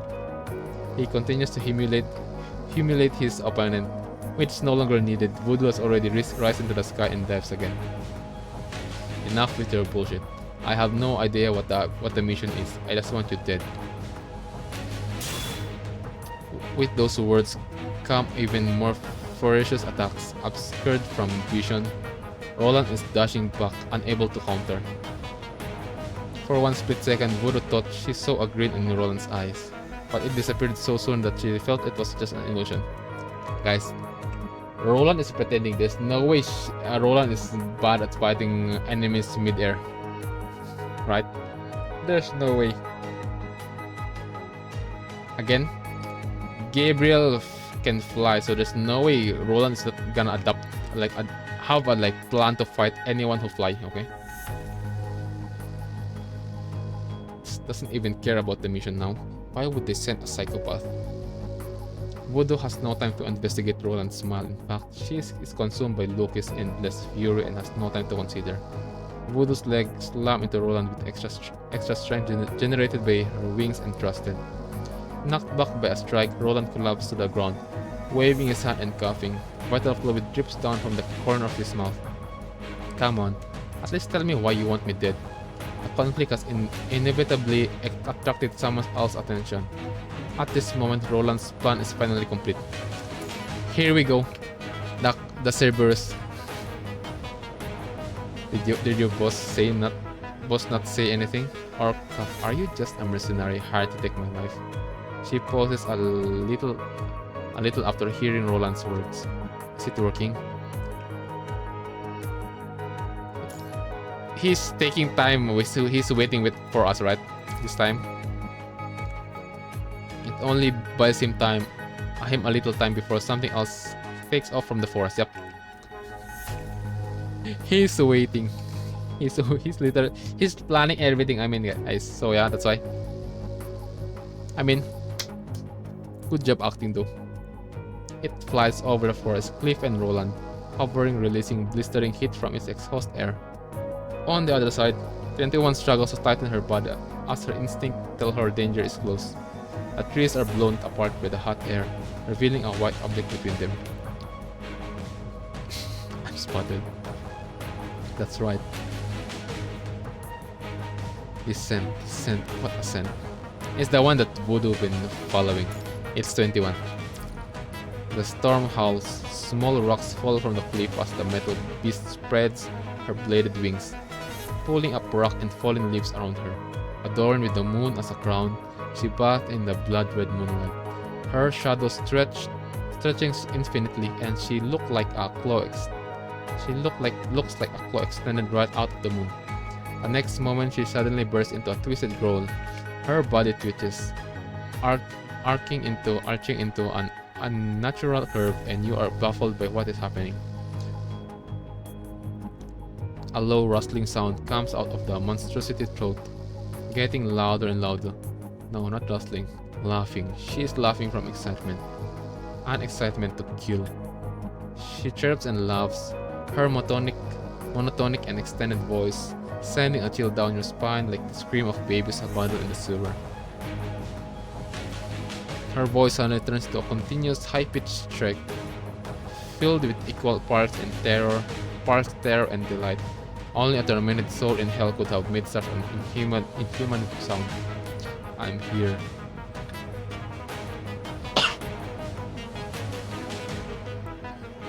Mr. must be so disappointed. He picked such a useless scrub. But if Voodoo brings him his new toys alive, he'll be happy. Mr. will be so happy. What is that thing mumbling about? New toys? Fall back, we are the targets.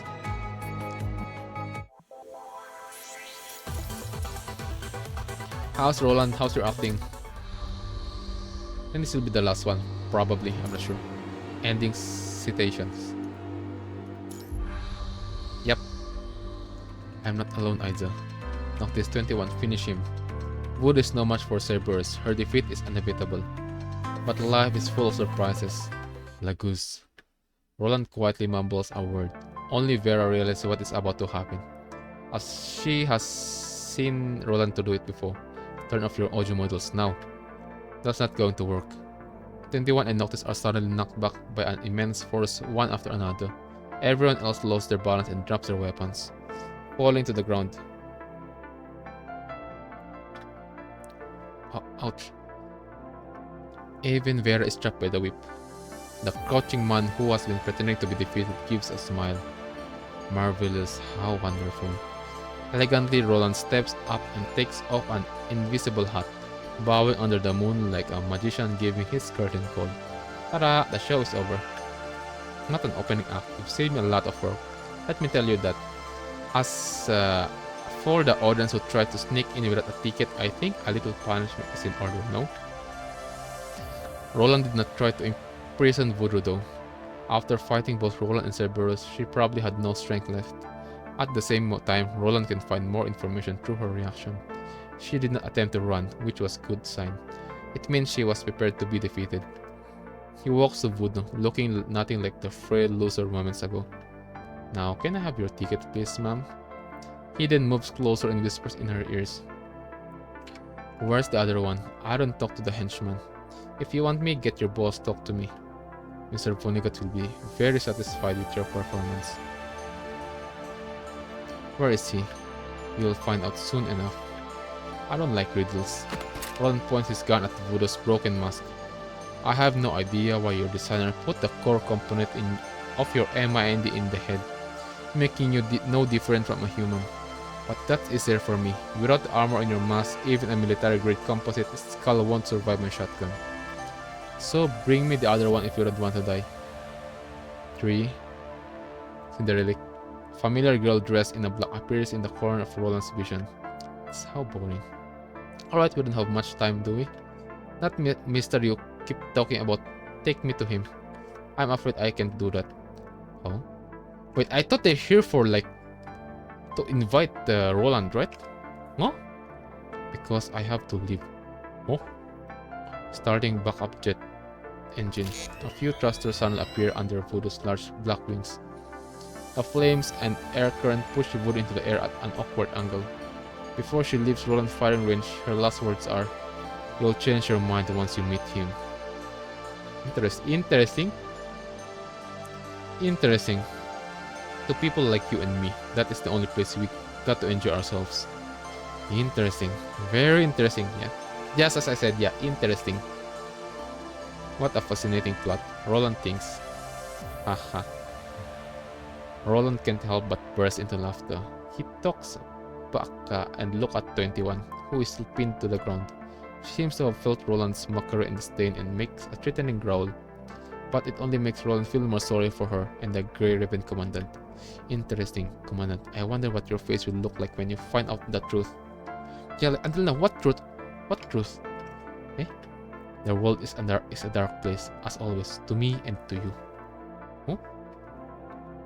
If only I have a chance, I wish I can chain you in front of me so both of us poor souls can have a good talk. Huh? But that's another story. Roland looks back at the Voodoo. She has already escaped into the sky. Roland searches around for the girl he saw earlier on,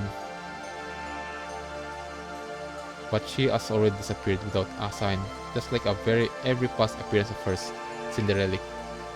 Enough of this pretentious mystery. Well, I got to go too. See you, good puppies. Roland turns around and leaves the valley. The helicopter noises are getting close. That's probably Babylonia's reinforcements. Or maybe not, but Roland no longer cares. Soon, Cerberus will find out that unlike the encounter of Venus Splash Park, this time they are only trapped by the electromagnetic constraints that he planted earlier on during the battle. Again, I repeat again, Lapus will not gonna work because again, he didn't infected them, right? It only worked at the. I'm gonna repeat what I said on previous chapter on the main story on the main chapter. I mean, yeah, on the normal story of extra chapter 5. That yeah, Lapus that command will work only if he is the one who infected that construct and that construct become an ascendant like Camus. It only worked on Kamui, right? But that's not for Roland to worry about. Ready for the next step? I see, you were defeated. Don't worry, that was also part of the plan. Oh? Yeah, just come back after that. I'll take over from here. Interesting, Mr. wanted it this way. Okay. It's not something you should worry about. Interesting. Fisher. Roland leaves Cerberus and walks out of the town. He then arrives at the ruins underneath the mountain. Yeah, Lamia, where the heck are you?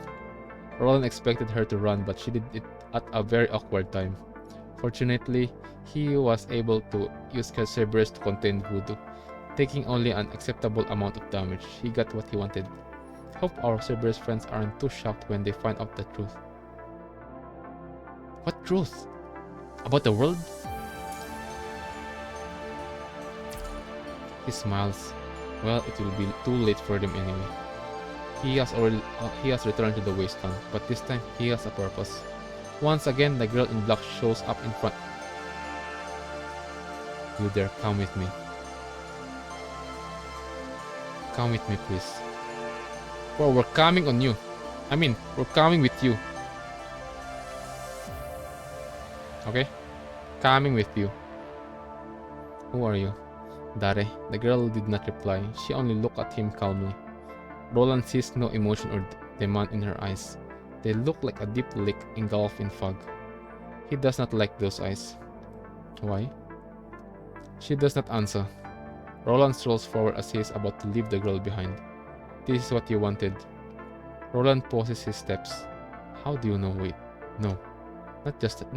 Not just in the house. You have been tracking me since long ago, right? Cinderella didn't deny. State your offer. After all this drama, I don't think we need to test each other any further. That's not my mission. The girl turns away in silence and heads out. Whatever. But Roland isn't going to simply follow her. He has his own plans. I mean, knowing Roland, yeah. He will not gonna follow. Roland follows Cinderella over a long way in silence. I mean, he's not gonna follow without a reason. Until the nearby scenery has completely changed. He walks over many deserted towns, buildings and bastions destroyed by corrupted and human weapons. But no matter how it tries to talk to Cinderella, she never answers. Roland even brought corrupted from afar to attack her, or set up traps along the way. Don't do unnecessary things. The girl says calmly.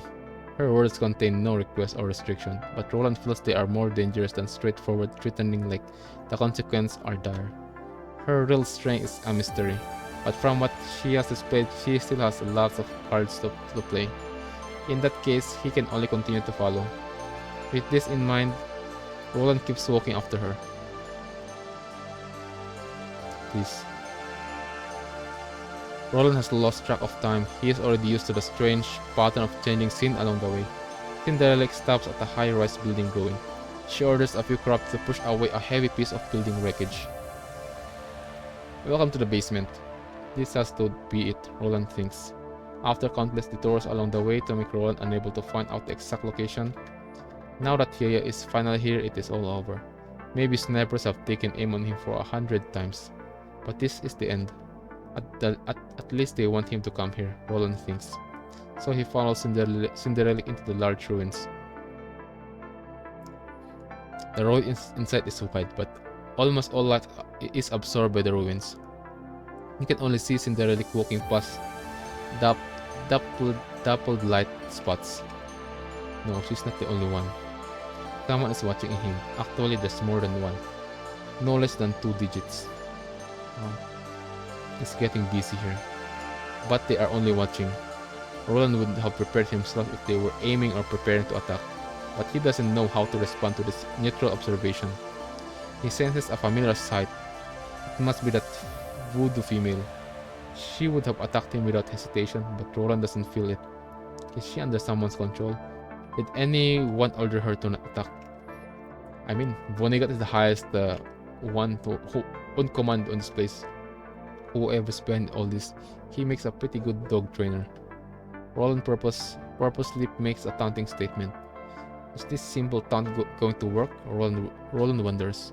There is no response. The watchers are still eyeing on him, while Cinderella continues to walk without a word.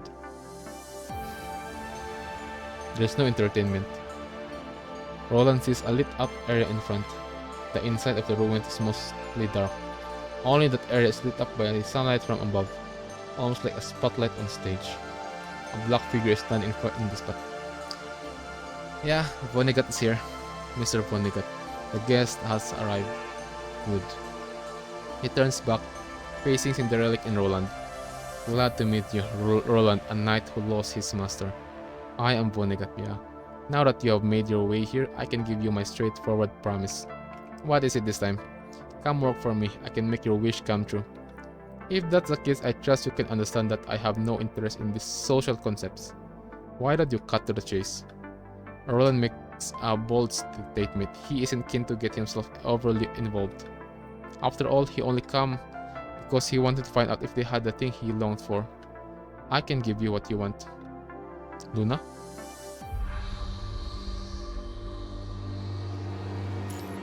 Undecided middle game.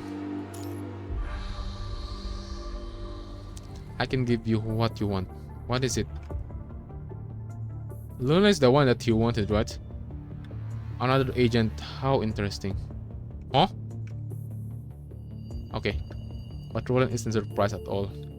This gold mask agent wouldn't spend so much time and effort to invite him for a coffee. Still, the offer was very cliche. What is this? A villain in some cult B-rated superhero movie? Roland thinks. But this man named Vonnegut is looking at him. You don't look too satisfied. You either think I am a fool or you prefer the sight to seize the thing you want with your own hands. Is there a difference? No, or should I say they are equally interesting? I'll go with the former if you can give me a reason in your next 5 sentences. Miss Luna, is that enough? Wait, they have Miss... Wait, huh? I mean, they knew that Luna's past memory, so... There's no way. Bro, if Vonnegut, if you have Luna, bro, we're going to queuing up on the next chapters, okay? If you dare to touch a single hair of our baby girl's sister, Yurika, Roland thinks. The question now is how to get the information from him. Okay, they are not holding Luna. Right now, you are probably thinking about how to get that information from me. Isn't that the standard procedure? You know it yourself. Are you going to let me do that? It depends on whether you accept my offer or not. A man named Vonnegut gives Roland a meaningful look. He does not seem to be in a rush for answers, but Roland cannot rule out the possibility that he won't be able to live alive without a concrete answer. True. If you can have the experience of when Vonnegut is inviting Chrome, yeah, we know the answer. He only stopped when the merciful one appear. One of the strong.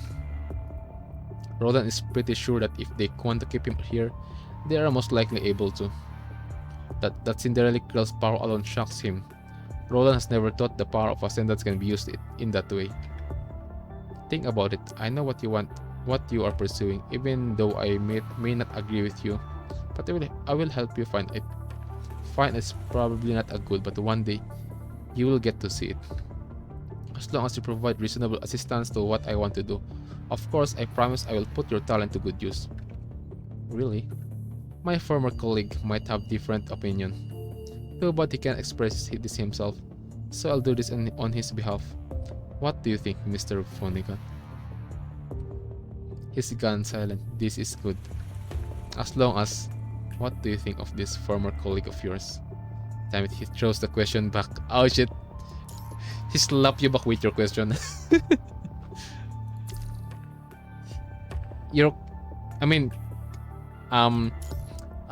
Roland, you're cunning, but you take it in the wrong person.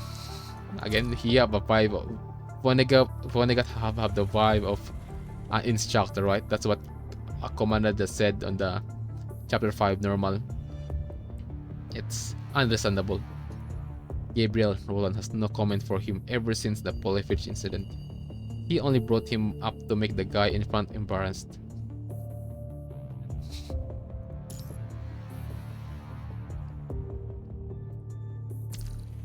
If that's the case, he's a useless piece of junk. I know he died a well-deserved death, I would say. That was as far as he could ever reach. Oh, if you know what I want, you shouldn't be surprised of what I said. So, in that case, you should already have an answer. What if I say no? Are you turning Mr. Vonnegut down? Before Roland realizes, Cinderella's already standing behind him. She is playing with a jitterbump. Bro got PTSD. I mean, it should be Lamia, right? Because Lamia got yoinked by jitterbump. Her fingers are gently rubbing its belly, making its antennas tremble. What? Are you all too scared to say no to him? Not really. But those who did all ended up proving that Mister was right when they lay 6 feet underground. When they're dead, they only chose the future they deserved. And I had no right to stop them from doing that. The same applies to you, Roland. Roland did not reply. He just stares at Vonnegut, waiting for him to continue. That's like what he has been doing all this time. Roland has no need to disclose his real purpose, or to worry about Vonnegut's true intention. If this agent chose him on an offer, all he has to do is repeat what he did before. What exactly do you want? Roland is waiting for Vonnegut to tell him what he wants from him. To make it simple, I'd like to watch you pursue your own future. I will therefore make your wishes come true, provided that you give me something of equal value in return. Then you only need to choose between my future and your future. Interesting. A very good deal, don't you think? Right at a very good deal. Right, a very good deal. Too good to be true. Even now, this man has not revealed what Roland wants to know most. People have their desires, so do ascendants. Just like Luna, this guy has extremely strong desires. Roland knows it very well, and he begins to fear that the desire that Vonnegut is yet to reveal. Perhaps this is exactly what Vonnegut wants him to feel. Is that so? Keeping your card to make me fear. Very good. What do you want from me? I don't think you are philanthropist. I mean, you're keeping such a formidable sidekick. Roland tilts his head at Cinderella, who is standing behind him. Mr. Is that a philanthropic? We had a very fair deal. So what did he ask from you? I need knowledge. Mr. will take away the byproducts from my experiments. A very reasonable deal. Exactly. That's enough business talk. I'm not in the mood to appreciate your teacher-student relationship. I'm sorry. Anyway, it's time to make up your mind. I sent Cinderella to pick you up because of what you said to Voodoo. I trust you have seen enough now. Yeah, I'm kind of curious. What's the decision of Roland with his cunning mind? Then accept all the things you deserve. What shall I do? Roland isn't in fear or loss. He is not going with the flow, nor is he struggling. This man in front of him is definitely offering him an opportunity, but he does not know whether this gift box will bring him light or maggot when opened. That's true though. The conflict. All he knows is the gift of destiny awaits. What is it? What's behind this gift? Does it matter or not? Enlighten me, Hermano. It's been quite some time since you last showed up. Why are you not showing up? Do you think I am capable of making decisions now? Or have you given up on me? Roland feels his invisible nerves are getting tense. His eyes are getting dry. The contract body no longer had the function, but he feels like he is waiting at the back of his neck. But use your brain and think, who on earth are you? An actor, a knight, a stray dupe, an ascendant, Luna's loyal servant? Stop lying to yourself. You are you. You are just who you are. You aren't anyone else. You aren't an item. You are just yourself, the one and only you in this world. Go onward, and one day you'll be able to answer me, who are you? Your ideals, your recognition, your violence, your cunning. Maybe you need someone to rely on, some belief to follow, or a mission to give you a reason to live on. But you are unique. There is no one else like you in this world. Go, my puppy. Use them. Go what you want. Get what you want and tear them apart. Wait, will he gonna join Vonnegut, but gonna take this opportunity to tear him apart? Use them. Get what you want and tear them apart. Interesting. And destroy them from within. I see. It's actually very simple. Or if you're gonna fight. Alright, I'm going to be frank and list my price. You probably can say no, can you? Roland feels he can finally smile. Of course. There's no such thing as destiny in this world. Heaven or hell does not exist either. The so-called destiny is one's own choice. It is their own path taken. The blood spilled on their own hands, the words they acknowledge. Okay. Well, amaze me. Show me what's inside Santa's chocolate box.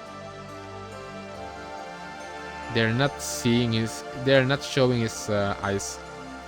It means he gonna join them, but he gonna destroy them from within. In short, they're inviting a freaking let's say a maggot who will like literally destroy you from within. Again, get what you want and tear them apart. By the way, good illustration. It would be more funny if they like literally show his face, but literally like didn't show his eyes and just shallow on beneath his hair. His hair, I mean, like, and just smiling. That would be saying the same, telling the same story. Like, Bro, we gonna join you, but I'm going to destroy you from within. Crazy. I'm gonna use you to my advantage and destroy you at the same time. Roland looks at the gold masked man. He no longer hates the pressure from him. From now on, everything will be his token. He will play them, use them, and sacrifice them. See? Again, I said it right. I am right. I am right. Well done. Well then, tell me what you want. Of course, stronger tokens are more desirable. These people in front of him make perfect tokens. Roland can send them to hell without hesitation. How will the world become when Luna returns? I want power. Yours and mine. Of course, I will give you your power. What about mine? There is no need to think. Roland feels the familiar yet strange world disappear around him. He sees a tight rope connecting him and fate. Too easy, the choice is too easy. I hope you can lend me a hand when I'm in need, sir. You won't lose anything. Roland sees a trace of surprise in Vonnegut's eyes. He didn't expect such a request. Out of the corner of his eyes, Roland sees Cinderella's open in her mouth, but Vonnegut dismisses her attempt. An uninteresting request. I cannot give you a guarantee, but you can look forward to it. Luna's initial wish was to create a paradise. She could live together with her sister, that's her wish. And Roland, you don't have a wish, right? But as long as the Asnet has leash on her, Luna will never get what she really wants. I'll take it as yes. Too easy, way too easy. Roland knows he will still be walking to the tightrope in the days to come, but he will never say no to it. Who cares about how much fate will ask for what it bestows? Roland finally understands what result means. He can now think beyond the orders and requests given to him. When the price he asks is significantly higher than his values, his life no longer matters compared with the possibility to find an answer. Well then, welcome. Wow, guys. He still remembered the